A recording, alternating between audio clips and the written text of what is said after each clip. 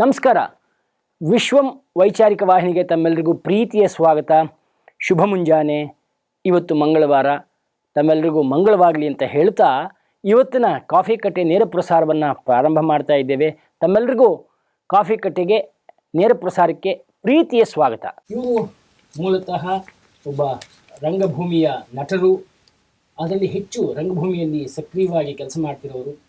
ಅವರಿಗೆ ಮೊದಲು ನಾನು ಸ್ವಾಗತವನ್ನು ಬಯಸ್ತೇನೆ. ಸರ್ ನಮಸ್ತೆ. ನಮಸ್ಕಾರ ಸರ್. BC ಜಗದೀಶ್ ಇವರು ಪತ್ರಕರ್ತರು. ಸುಮಾರು 40 ದಶಕಗಳಿಗೂ ಹೆಚ್ಚು ಕಾಲ ಇವರು ಪತ್ರಿಕೋದ್ಯಮದಲ್ಲಿ ಕೆಲಸ ಮಾಡ್ತಿದ್ದಾರೆ. ಇವರು ಹಲವಾರು ಪತ್ರಿಕೆಗಳ ಹುಟ್ಟಿಗೂ ಇವರು ಕಾರಣ ಆಗಿದ್ದಾರೆ. ಸಾಕಷ್ಟು ಪತ್ರಿಕೆಗಳನ್ನು ಇವರು ಹುಟ್ಟು ಹಾಕಿದ್ದಾರೆ. ಹಾಗೆ ಪತ್ರಕರ್ತರ ಸಂಘದಲ್ಲಿ ಇವರು ಹೆಚ್ಚು ಸಕ್ರಿಯವಾಗಿ ಪಾಲ್ಗೊಂಡಿದ್ದಾರೆ. ಅವ್ರಿಗೂ ಕೂಡ ನಾನು ತಮ್ಮೆಲ್ಲರ ಪರವಾಗಿ ಈ ಕಾರ್ಯಕ್ರಮಕ್ಕೆ ಸ್ವಾಗತವನ್ನು ಬಯಸ್ತೇನೆ. ಸರ್ ನಮಸ್ತೆ. ಸರ್ ನಮಸ್ಕಾರ. ಸರ್ ನಮಸ್ಕಾರ. ಪ್ರಕಾಶ್ ಚಂದ್ರ ನನ್ನ ಸಹೋದ್ಯೋಗಿ, ನಿಮ್ಮೆಲ್ಲರಿಗೂ ಗೊತ್ತಿರೋ ಹಾಗೆ ಅವರು ಕೂಡ ಸುಮಾರು 4 ದಶಕಗಳಿಗೂ ಹೆಚ್ಚು ಅವರು ಪತ್ರಿಕೋದ್ಯಮದಲ್ಲಿ ಕೆಲಸ ಮಾಡಿದ್ದಾರೆ. ಹಲವಾರು ಖಾಸಗಿ ವಾಹಿನಿಗಳಲ್ಲಿ ಅವರು ಕೆಲಸ ಮಾಡಿದ್ದಾರೆ. ಅವ್ರಿಗೂ ಕೂಡ ನಾನು ಈ ಕಾರ್ಯಕ್ರಮಕ್ಕೆ ಸ್ವಾಗತವನ್ನು ಬಯಸ್ತೇನೆ. ಪ್ರಕಾಶ್ ಚಂದ್ರ ಅವ್ರಿಗೆ ಪ್ರೀತಿಯ ಸ್ವಾಗತ. ನಮಸ್ಕಾರ. ಬೆಳಗ್ಗೆ ನಾವು ಯಾವ ಸುದ್ದಿಯನ್ನು ತಗೋತೀವಿ ಅಂದರೆ, ಒಂದೇ ಮಾತರಂ ತುಂಡು ಮಾಡಿದ್ದೆ ಕಾಂಗ್ರೆಸ್ಸು ಅಂತ ಮೋದಿಯವರು ಹೇಳಿದ್ದಾರೆ. ಜಿನ್ನಾ ಮುಸ್ಲಿಮರ ಓಲೈಕೆಗಾಗಿ ಒಂದೇ ಮಾತರಂ ತುಂಡು ಮಾಡಿದ್ದು ಅಂತ ಹೇಳಿದ್ದಾರೆ. ದೇಶ ವಿಭಜನೆಗೆ ಅಲ್ಲಿಂದಲೇ ನಾಂದಿ ಅಂತ ಪ್ರಧಾನಿ ಒಂದೇ ಮಾತರಂಗೆ 150ರ ವೇಳೆ ಅದನ್ನು ಚಾಟಿ ಬೀಸಿದ್ದಾರೆ. ಸೊ ಇದ್ರ ಬಗ್ಗೆ ಮೊದಲು ನಾವು ಮಾತಾಡೋದಾದರೆ, ಅದು ನಿಜ ಕೂಡ ಅಲ್ವಾ? ಸಾಕಷ್ಟು ಸಾಲುಗಳಿತ್ತು ಅದರಲ್ಲಿ. ದುರ್ಗಾ ಮಾತೆಗೆ ಅದನ್ನು ಅರ್ಪಿಸಿದ್ರು. ಸೊ ಅದೆಲ್ಲ ಇಟ್ಕೊಂಡು ಬರೆದಂಥ ಒಂದೇ ಮಾತರಂ ಯಾಕೆ ತುಂಡಾಯಿತು? ಯಾರ ಓಲೈಕೆಗಾಗಿ ಈ ತುಂಡಾಗಿದ್ದು? ಅದು ವಾಸ್ತವವಾಗಿ ಬಂಕಿಂಚಂದ್ರ ಚಟರ್ಜಿಯವರು ಅದನ್ನು ಆನಂದ ಮಠ ಅನ್ನೋ ಕಾದಂಬರಿಯಲ್ಲಿ ಸೇರಿಸಿದ್ರು. ಅದು ಬರೆದಾಗ ಅವ್ರಿಗೆ ಸಂಪೂರ್ಣ ಅರಿವಿತ್ತು.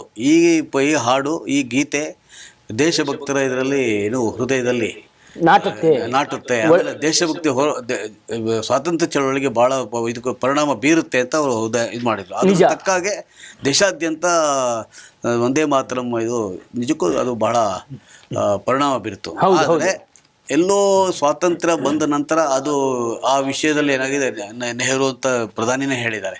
ಈಗ ವಿಶೇಷವಾಗಿ ಒಂದೇ ಮಾತರಂಗೆ 150 ವರ್ಷ ಈಗ ನಾವೆಲ್ಲರೂ ಆಚರಿಸ್ತಾ ಇದ್ದೇವೆ.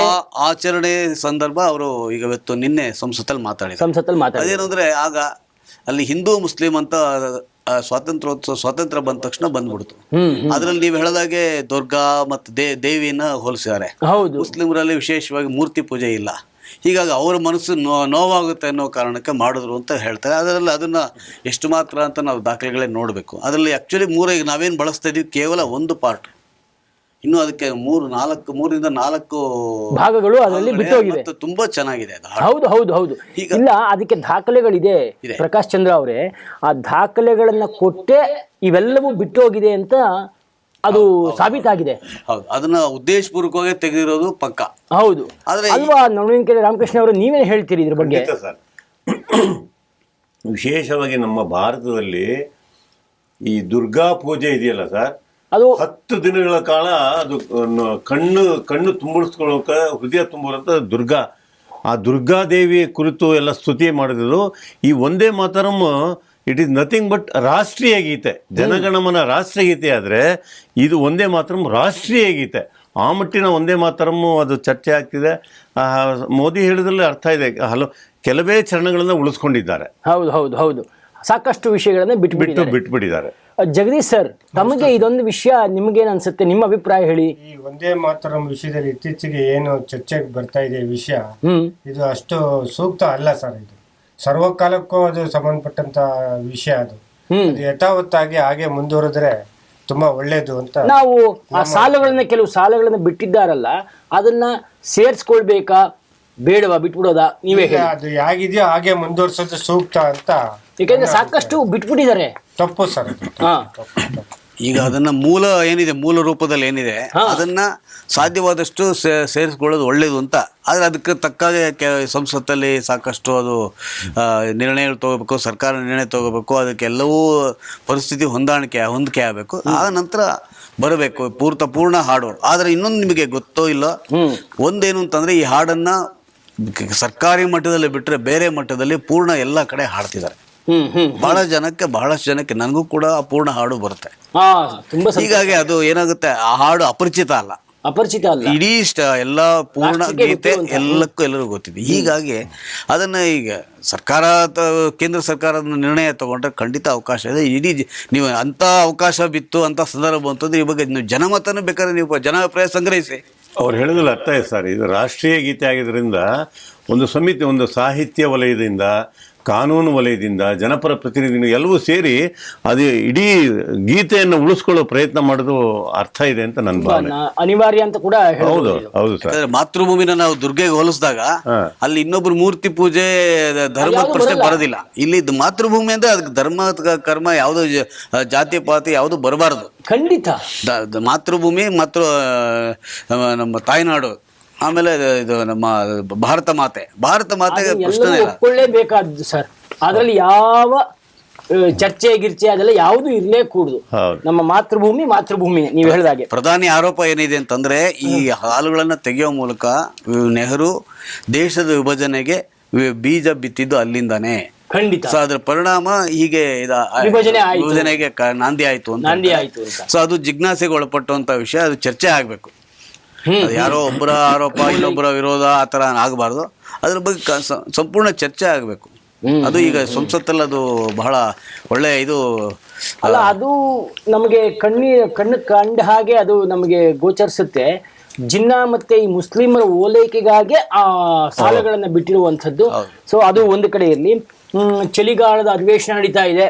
ಅಲ್ಲಿ ಮಧ್ಯಕ್ಕೆ ಕಡಿವಾಣ ಹಾಕೋ ಹಾಗೆ ಎಲ್ಲರ ಪಕ್ಷಾತೀತವಾಗಿ ಒಕ್ಕೋರಲ ಧ್ವನಿ, ಈ ಪಕ್ಷಾತೀತವಾಗಿ ಸದಸ್ಯರ ಆಗ್ರಹ, ಜೀವಕ್ಕೆ ಗ್ಯಾರಂಟಿ ಕೊಡಿ ಅಂತ ಮನವಿ ಮಾಡಿದ್ದಾರೆ. ಈ ಮದ್ಯಕ್ಕೆ ಹಾಲ್ಗಿನ್ನ ಜಾಸ್ತಿ ಮದ್ಯ ಮಾರಾಟ ಆಗ್ತಾ ಇದೆ, ದಯವಿಟ್ಟು ಇದಕ್ಕೆ ಏನಾದ್ರು ಕಡಿವಾಣ ಹಾಕಿ ಅಂತ ಎಲ್ಲರ ಒಕ್ಕೋರ್ಲು. ತಾವೇ ಏನ್ ಹೇಳ್ತೀರಿ ಜಗದೀಶ್? ಇತ್ತೀಚೆಗೆ ಬೆಂಗಳೂರು ನಗರದಲ್ಲಿ ವೈಭವೀಕರಣ ಜೀವನ ನಡೆಸ್ತಾ ಇದ್ದಾರೆ ಜನ. ಹೌದು. ಹೊರದೇಶಗಳಿಂದ ಬಂದಿರೋರಿಗೆ ಇಲ್ಲಿ ಸ್ವರ್ಗದಂತ ವಾತಾವರಣ ನಿರ್ಮಾಣ ಆಗಿದೆ. ವಿಶೇಷವಾಗಿ ನೀವು ಮದ್ಯದ ಅಂಗಡಿಗಳಿಗೆ, bar and restaurant, medical store ಅಲ್ಲಿ ಜನ ಕ್ಯೂ ನಿಂತಿರ್ತಾರೆ. ಹೌದು. ಸಣ್ಣ ಮಕ್ಕಳಿಂದ ದೊಡ್ಡವ್ರ ತನಕ ಅಲ್ಲಿ ಎಲ್ಲ ವಹಿವಾಟು ನಡೀತಾ ಇರುತ್ತೆ. ನಿಜ. ಅದು ಇಂದಿನ ದೃಷ್ಟಿಯಲ್ಲಿ ಆಲೋಚನೆ ಮಾಡಿದಾಗ ಮನುಷ್ಯನ ಆರೋಗ್ಯದ ಮೇಲೆ ತುಂಬಾ ಪರಿಣಾಮ ಬೀಳುತ್ತೆ. ನಮ್ಮ ಸಂಪನ್ಮೂಲ ಕಡಿಮೆ ಆಗುತ್ತೆ, ಮನುಷ್ಯನ ಆಯಸ್ಸು ಕಡಿಮೆ ಆಗುತ್ತೆ. ಒಟ್ಟಾರೆ ಇದಕ್ಕೆಲ್ಲ ಸೂಕ್ತವಾದ ಕ್ರಮ ತಗೊಂಡು ಜನಗಳಲ್ಲಿ ಅರಿವು ಮೂಡಿಸಿದ್ರೆ ತುಂಬಾ ಆರೋಗ್ಯವಂತರಾಗಿ ಬದುಕೋದಕ್ಕೆ ಅವಕಾಶ ಆಗುತ್ತೆ. ಖಂಡಿತ ಇದು ಸ್ವಾಗತಾರ್ಹವಾದದ್ದೇ. ಇತ್ತೀಚೆಗೆ ಬೆಂಗಳೂರಿನಲ್ಲಿ ಏನಾಗಿದೆ, ಹೆಣ್ಮಕ್ಳು ಕೂಡ ತಂಬಾಕು ಸೇವನೆ, ಮದ್ಯ ಸೇವನೆ, ಹಾಗೆ ಈ ಡ್ರಗ್ಸ್ ಮಾಫಿಯಾ, ಈ ಡ್ರಗ್ಸ್ ಸಂಬಂಧಪಟ್ಟ ಹಾಗೆ ಈಗ ವರ್ಷಾಚರಣೆ ಇನ್ನು ಕೆಲವೇ ದಿನಗಳಲ್ಲಿ 2025 ಹೋಗಿ 2026 ಬರುತ್ತೆ. ಇವರ ಅಟ್ಟಹಾಸಕ್ಕೆ ಯಾವುದೇ ಕಡಿವಾಣ ಇಲ್ಲ.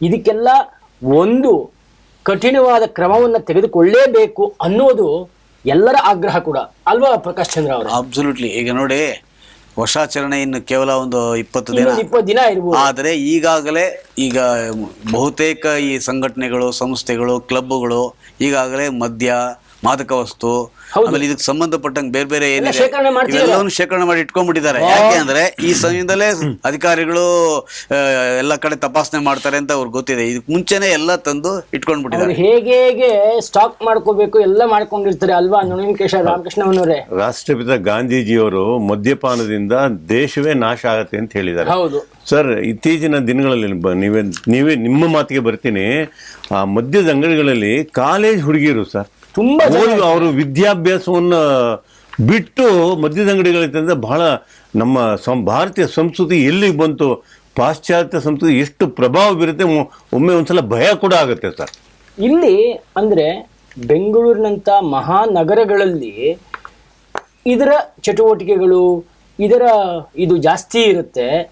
ಅದಕ್ಕೆ ಕ್ರಮ ತಗೊಳ್ಳೇಬೇಕು, ಕಡಿವಾಣ ಹಾಕ್ಲೇಬೇಕು. ಇದನ್ನ ಶೀಘ್ರದಲ್ಲೇ ಸರ್ಕಾರ ನಿರ್ಧಾರ ತಗೊಂಡು ಕಠಿಣವಾದ ಕಾನೂನನ್ನು ಜಾರಿ ಮಾಡಬೇಕು. ಹೌದು. ಮುಖ್ಯವಾಗಿ ವಿದೇಶಿಯರು ಬಂದು ಇಲ್ಲಿ ಭೋಗದ ಜೀವನ ನಡೆಸಿ ನಮ್ಮ ಹಿಂದೂ ಸಂಸ್ಕೃತಿನ ಹಾಳು ಮಾಡ್ತಾ ಇದ್ದಾರೆ ಸರ್. ವಿದೇಶಿಗರು ಪಾಪ ಅವ್ರ ಮೇಲೆ ನಾವು ಹೆಚ್ಚು ಆರೋಪ ಹೊಸೋದಕ್ಕಿಂತ ನಮ್ಮ ಭಾರತದ ಯುವ ಪೀಳಿಗೆ, ಯುವ ಹೆಣ್ಣು ಮಕ್ಕಳು, ಮುಖ್ಯವಾಗಿ ಉತ್ತರ ಭಾರತದಿಂದ ಬರುವಂತಹ ಹೆಣ್ಣು ಮಕ್ಕಳು, ಅವ್ರಿಗೆ ಲಂಗು ಲಗಾಮ್ ಏನೂ ಇಲ್ಲ ಸರ್. ಅವ್ರಿಗೆ ಯಾವ ಕಡಿವಾಣನೂ ಇಲ್ಲ. ಅವ್ರ ಇಚ್ಛೆ ಬಂದಂಗೆ ಸ್ವೇಚ್ಛೆಯಾಗಿರ್ತಾರೆ. ಹೌದು.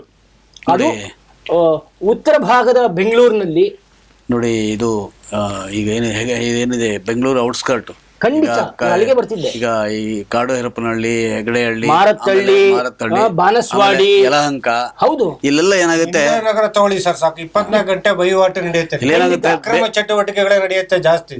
ಬೇರೆ ರಾಜ್ಯಗಳಿಂದ ಬರ್ತಿದೆ, ಆದ್ರೂ ಸರಿಯಾದ ರೀತಿ ಅಲ್ಲ. ಇಲ್ಲಿ ಯಾವ ರೀತಿ ಇದೆ ಅಂದ್ರೆ, ಬೇರೆ ರಾಜ್ಯಗಳಿಂದ ಹೆಣ್ಮಕ್ಳು ಇಲ್ಲಿ ಬರ್ತಾರೆ, ಯಾರೋ ಹುಡುಗರನ್ನ ಆತ್ಮೀಯ ಸ್ನೇಹ ಮಾಡ್ಕೊಂಡು ಇಲ್ಲಿ PGಲಿ ಇದ್ಬಿಡ್ತಾರೆ. ಈಗ ಇದು ಸಹಜೀವನ ಬೆಂಗಳೂರಿನಲ್ಲೂ ಎಲ್ಲಾ ಕಡೆ ಕಾಮನ್ ಆಗಿದೆ, ವಿಶೇಷವಾಗಿ ವಿದ್ಯಾರ್ಥಿಗಳಲ್ಲಿ. ಹೊರ ರಾಜ್ಯಗಳ ತಂದೆ ತಾಯಿ ನಿಯಂತ್ರಣ ಇರಲ್ಲ, ಯಥೇಚ್ಛವಾಗಿ ಹಣ ಕೊಡ್ತಾರೆ, ದುಡ್ಡು ಬರ್ತಾ ಇರುತ್ತೆ, ಖರ್ಚು ಮಾಡಕ್ ಬೇಕಾದಷ್ಟು ಅವಕಾಶಗಳಿದೆ. ಆಮೇಲೆ ಇದೆಲ್ಲ ನಡೀತಾ ಇದೆ, ಎಲ್ಲರಿಗೂ ಸರ್ವೇ ಸಾಮಾನ್ಯವಾಗಿ ಗೊತ್ತಿರುವಂತಹ ವಿಷಯ. ಇದಕ್ಕೆ ಸರಿಯಾದ ಕಾನೂನು, ಸರಿಯಾದ ಕ್ರಮ ತಗೊಳ್ಳಿಕ್ಕೆ ಆಗಲ್ವಾ ಸರ್? ಆಗತ್ತೆ ಸರ್, ಖಂಡಿತ ಸಾಧ್ಯ ಇದೆ. ಮತ್ತೆ ಅವ್ರಿಗೆ ಇಚ್ಛಾಶಕ್ತಿ ಇಲ್ವಾ? ಪೊಲೀಸ್ನವ್ರಿಗಾಗ್ಲಿ ಅಥವಾ ರಾಜ್ಯ ಸರ್ಕಾರಕ್ಕಾಗ್ಲಿ ಅವ್ರಿಗೆ ಒಂದು ಇಚ್ಛಾಶಕ್ತಿ ಇದ್ದು ಇದಕ್ಕೆಲ್ಲ ಕಡಿವಾಣ ಹಾಕಬೇಕು ಅನ್ನೋ ಒಂದು ಮನಸ್ಥಿತಿ ಬೇಡವಾ ಸರ್? ನೋಡಿ, ಸರ್ಕಾರಿ ನಿಯಮಗಳ ಪ್ರಕಾರ 12 ಗಂಟೆ ನಂತರ ಬಾರು ಮತ್ತೆ ಇದು ಯಾವುದೇ ರೆಸ್ಟೋರೆಂಟ್ ತೆಗೆದಿರೋಂಗಿಲ್ಲ. ಆದ್ರೆ ಇತ್ತೀಚೆಗೆ ಏನಾಗಿದೆ, ಆ ನಿಯಮನ ಸಡಿಲಿಸಿದ್ದಾರೆ. 2 ಗಂಟೆವರೆಗೂ ಕಿರಣ್ ಮಜುಮ್ದಾರ್ ಅವರು ಹೇಳಿದ್ರು, ಅದು ಮದ್ಯಕ್ಕೋಸ್ಕರ ಅಲ್ಲ. ಇವಾಗ ಬೆಂಗಳೂರಿನಲ್ಲಿ ಅಲ್ಲಲ್ಲ, ಬೆಂಗಳೂರಿನಲ್ಲಿ ತುಂಬಾ ಕೆಲಸ ಕಾರ್ಯ ಮಾಡೋರು ಇರ್ತಾರೆ, ಅವ್ರಿಗೂ ಮಧ್ಯರಾತ್ರಿ ಆದ್ರೂ 2 ಗಂಟೆ ಆದ್ರೂ ಅವ್ರ ಊಟ ಸಿಗ್ಬೇಕು ಅನ್ನೋ ಒಂದು ಸಡಿಲಿಕೆ ಕೊಟ್ಟಿದ್ದಾರೆ. ನಿಮ್ಗೆ ರೆಸ್ಟೋರೆಂಟ್ ಬರೀ ಊಟ ಅಷ್ಟೇ ಸಿಗೋದಿಲ್ಲ, ಮದ್ಯ ಸಿಗುತ್ತೆ, ಎಲ್ಲಾ ರೀತಿ. ಈಗ ಮಾದಕ ವಸ್ತುಗಳನ್ನ ಸರ್ವಾಜ್ ಮಾಡಲ್ಲ ಅಂತ ಏನ್ ಗ್ಯಾರಂಟಿ ಇದೆ? ಯಾರು? ಹಾಗಾಗಿ ಎಲ್ಲೋ ಈಗ ನೀವು ಒಂದು ಬಂದ್ರೆ ಇನ್ನೊಂದು ಇದ್ದೇ ಇರುತ್ತೆ ಜೊತೆ, ಖಂಡಿತವಾಗ್ಲೂ ಇದ್ದೇ ಇರುತ್ತೆ. ನಮ್ಮ ಶಿಕ್ಷಣ ಮಂತ್ರಿಗಳು ಮಧು ಬಂಗಾರಪ್ಪ ಅವರು ಒಂದು ಮಗು ಇದ್ರೂ ಶಿಕ್ಷಕ ನೇಮಕ ಮಾಡ್ತೀವಿ ಅಂತ ಹೇಳ್ತಿದ್ದಾರೆ. ನಾವು ಈಗಾಗಲೇ ಸಾಕಷ್ಟು ಉದಾಹರಣೆಗಳಿವೆ, ಸಾಕಷ್ಟು ಕನ್ನಡ ಶಾಲೆಗಳನ್ನ ಮುಚ್ಚೋ ಹಂತದಲ್ಲಿದ್ದಾರೆ, ಮುಚ್ತಾ ಇದ್ದಾರೆ. ಸರ್, ಇದ್ರ ಬಗ್ಗೆ ಏನ್ ಹೇಳ್ತೀರಾ ಸರ್? ಈಗ ಒಟ್ಟಾರೆ ನಮ್ಮ ಕರ್ನಾಟಕದಲ್ಲಿ ಏನು ವಿದ್ಯಾಸಂಸ್ಥೆಗಳು ಮತ್ತು ವೈದ್ಯಕೀಯ ಶಿಕ್ಷಣ ಸಂಸ್ಥೆಗಳು, ತಾಂತ್ರಿಕ ಶಿಕ್ಷಣ ಎಲ್ಲ ಇರೋದು ಮಠಾಧಿಪತಿಗಳ ಅಧೀನದಲ್ಲಿ. ನಿಜ. ಆಮೇಲೆ ರಾಜಕೀಯದವ್ರದ್ದು ಅಲ್ಲ, ಮುಖ್ಯವಾಗಿ ಮಠಾಧಿಪತಿಗಳ ಅದನ್ನ ಮಾಡ್ತಾ ಇದ್ದಾರೆ. 2ನೇ ಸ್ಥಾನದಲ್ಲಿ ರಾಜಕಾರಣಿಗಳದಿದೆ. ಹೌದು. ಇವರು ಒಳ್ಳೆ ಉದ್ದೇಶ ಇಟ್ಕೊಂಡು ಸಾರ್ವಜನಿಕರಿಗೆ ನಾವು ಅನುಕೂಲ ಮಾಡಬೇಕು ಅಂತ ವ್ಯವಸ್ಥೆ ಇಟ್ಕೊಂಡು ಹೆಂಗ್ ಕೆಲಸ ಮಾಡಕ್ ಸಾಧ್ಯತೆ ಇದೆ? ಇವರು ಹಣದ ವ್ಯಾಮೋಹದಲ್ಲಿ ತೊಡಗಿದ್ದಾರೆ ಎಲ್ಲಾರು. ಹಿಂದೆ ಸರ್ಕಾರಿ ಶಾಲೆಯಲ್ಲಿ ಓದಿರೋರು ದೊಡ್ಡ ದೊಡ್ಡ ಮಹನೀಯರಾಗಿ ಉನ್ನತ ಸ್ಥಾನಕ್ಕೆ ದೇಶ ಸೇವೆ ಕೊಡಿದಾರಂತ ಸಾಕಷ್ಟು ಉದಾಹರಣೆಗಳಿದೆ. ಸರ್ಕಾರಿ ಶಾಲೆ ಮುಚ್ಚಿದ್ರೆ ನಮ್ಮ ಕನ್ನಡತನ ನಾವು ಕಳ್ಕೊಂಡಂಗೆ, ನಮ್ಮ ತರ ನಾವು ಕಳ್ಕೊಂಡಂಗೆ. ಖಂಡಿತ ನಿಜ. ಹೊರಗಿನವ್ರಿಗೆ ಅವಕಾಶ ಕೊಟ್ಟಾಗ ನಾವು ಇಲ್ಲಿ ಮುಂದಿನ ದಿನಗಳಲ್ಲಿ ತುಂಬಾ ನಾವು ತೊಂದರೆಗೆ ಒಳಗಾಗಬೇಕಾಗುತ್ತೆ. ಸರ್ಕಾರಿ ಶಾಲೆ ಅಂದ ತಕ್ಷಣ ನನಗೆ ಹೌದು ಸರ್, ಹೇಳಿ. ಈ ಪೋಷಕರು ಫಾಲ್ಸ್ ಪ್ರೆಸ್ಟೀಜ್ ಅದು ಹೆಚ್ಚಿನ ಮಹತ್ವ. ಯಾಕಂದ್ರೆ ನಮ್ಮ ಮಕ್ಕಳಿಗೆ ಇಂಗ್ಲಿಷ್ ಮೀಡಿಯಂಲ್ಲೇ ಓದಿಸ್ಬೇಕು ಅನ್ನೋ ಒಂದು ಫಾಲ್ಸ್ ಪ್ರೆಸ್ಟೀಜ್, ಒಂದು ಪೂರ್ವಗ್ರಹ ಪೀಡಿತರು ಏನು ಇಲ್ಯೂಷನ್ ಇದೆ ನಮ್ಮ ಪೋಷಕರದು, ಅದು ಹೆಚ್ಚಿನ ಒಂದು ಅದು ಮತ್ತೆ ನಮ್ಮ ಸರ್ ಹೇಳಿದಂಗೆ ಉಳಿದ ಕಾರಣಗಳು ಅಂತ ನನ್ನ ಭಾವನೆ. ಪೋಷಕರು ಅವರ ಇತಿಮಿತಿಯಲ್ಲಿ ಅವರು ಬದುಕೋದಕ್ಕೆ ಪ್ರಯತ್ನ ಪಡಬೇಕು. ಹೌದು. ಬೇರೆ ಮಕ್ಕಳು ನೋಡಿ ನಾವು ಆ ಮಕ್ಕಳು ಓದ್ತಾ ಇದಾರೆ, ನಾವು ಕಾಂಪಿಟೇಷನ್ ಮಾಡೋದಕ್ಕೆ ಹೋಗ್ಬಾರ್ದು. ಅದು ನಿಜ. ಏನಾಗಿದೆ ಅಂದ್ರೆ ಮಧ್ಯಮ ವರ್ಗ ಮತ್ತೆ ಅದಕ್ಕಿಂತ ಮೇಲ್ಪಟ್ಟ ಏನು ಈ ವರ್ಗಗಳಿದೆಯಲ್ಲ, ಹೆಚ್ಚು ಇನ್ಕಮ್ ಇರುವಂತ ವರ್ಗಗಳು, ಇವು ಏನಾಗಿದೆ, ಇವಕ್ಕೆ ಕನ್ನಡಕ್ಕಿಂತ ಬಹುತೇಕ, ನಾನು ಎಲ್ಲರೂ ಅಂತ ಹೇಳಾರೆ, ಕನ್ನಡಕ್ಕಿಂತ ಇಂಗ್ಲಿಷ್ ಶಾಲೆಗಳು ಮುಖ್ಯ ಇವ್ರಿಗೆ. ಮಕ್ಕಳಿಗೆ ಇಂಗ್ಲಿಷ್ ಎಜುಕೇಶನ್ ಇಂಪಾರ್ಟೆಂಟ್ ಇವ್ರಿಗೆ.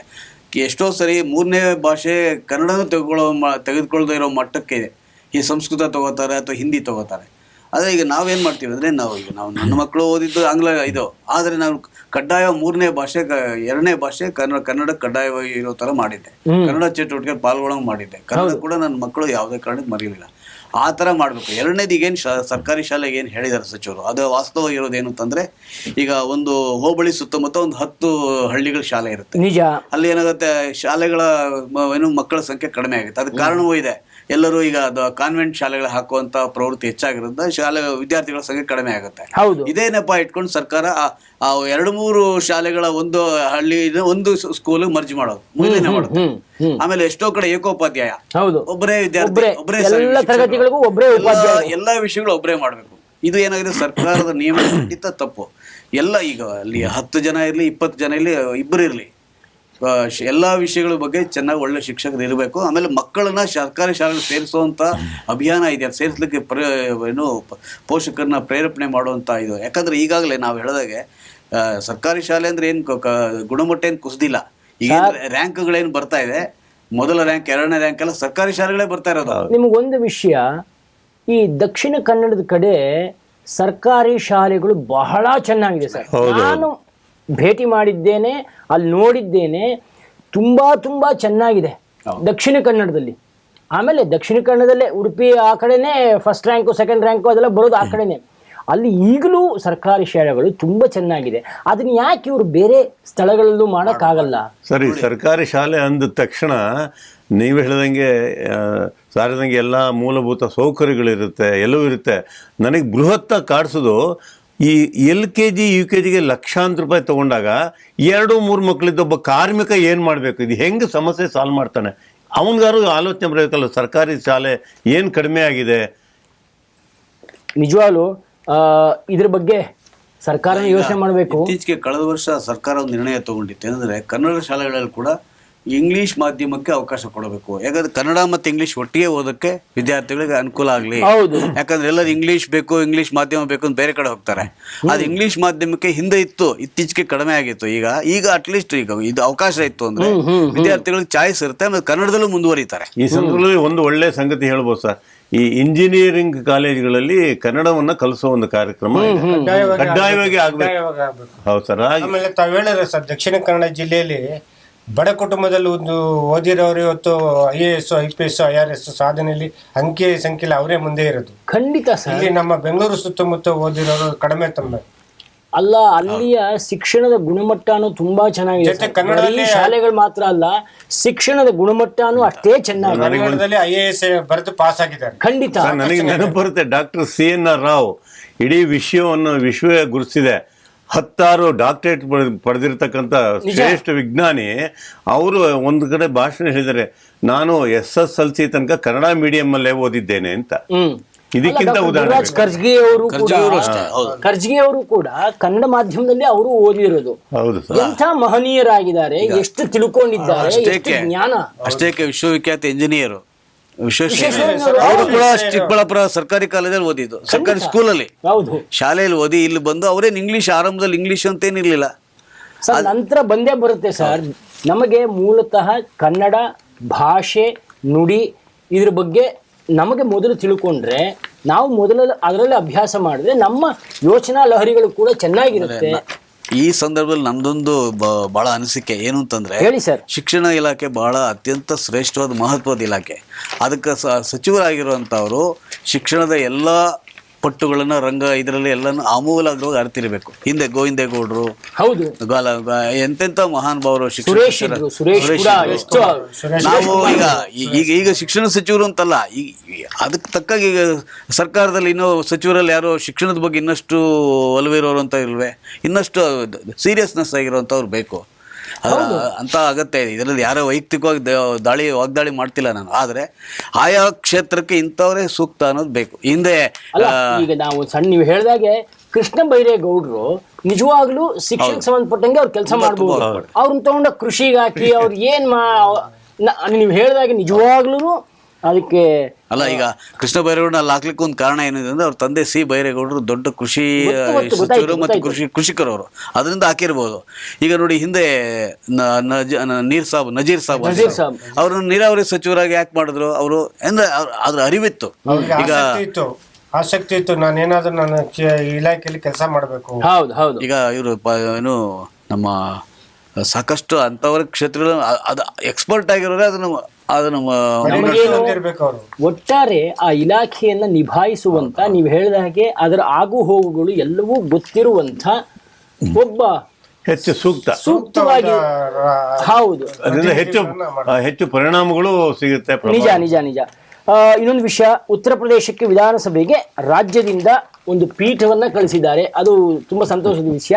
ಮೈಸೂರಿನಲ್ಲೇ ಅದರ ಸಭಾಧ್ಯಕ್ಷರ ಪೀಠಕ್ಕೆ ಸಭಾಧ್ಯಕ್ಷರ ಪೀಠಕ್ಕೆ ಮೈಸೂರಿನಿಂದ ಅದನ್ನ ವಿನ್ಯಾಸಗೊಳಿಸಿ ಮೈಸೂರಿನಿಂದ ಅಲ್ಲಿಗೆ ಕಳಿಸ್ಕೊಟ್ಟಿದ್ದಾರೆ ಉತ್ತರ ಪ್ರದೇಶಕ್ಕೆ.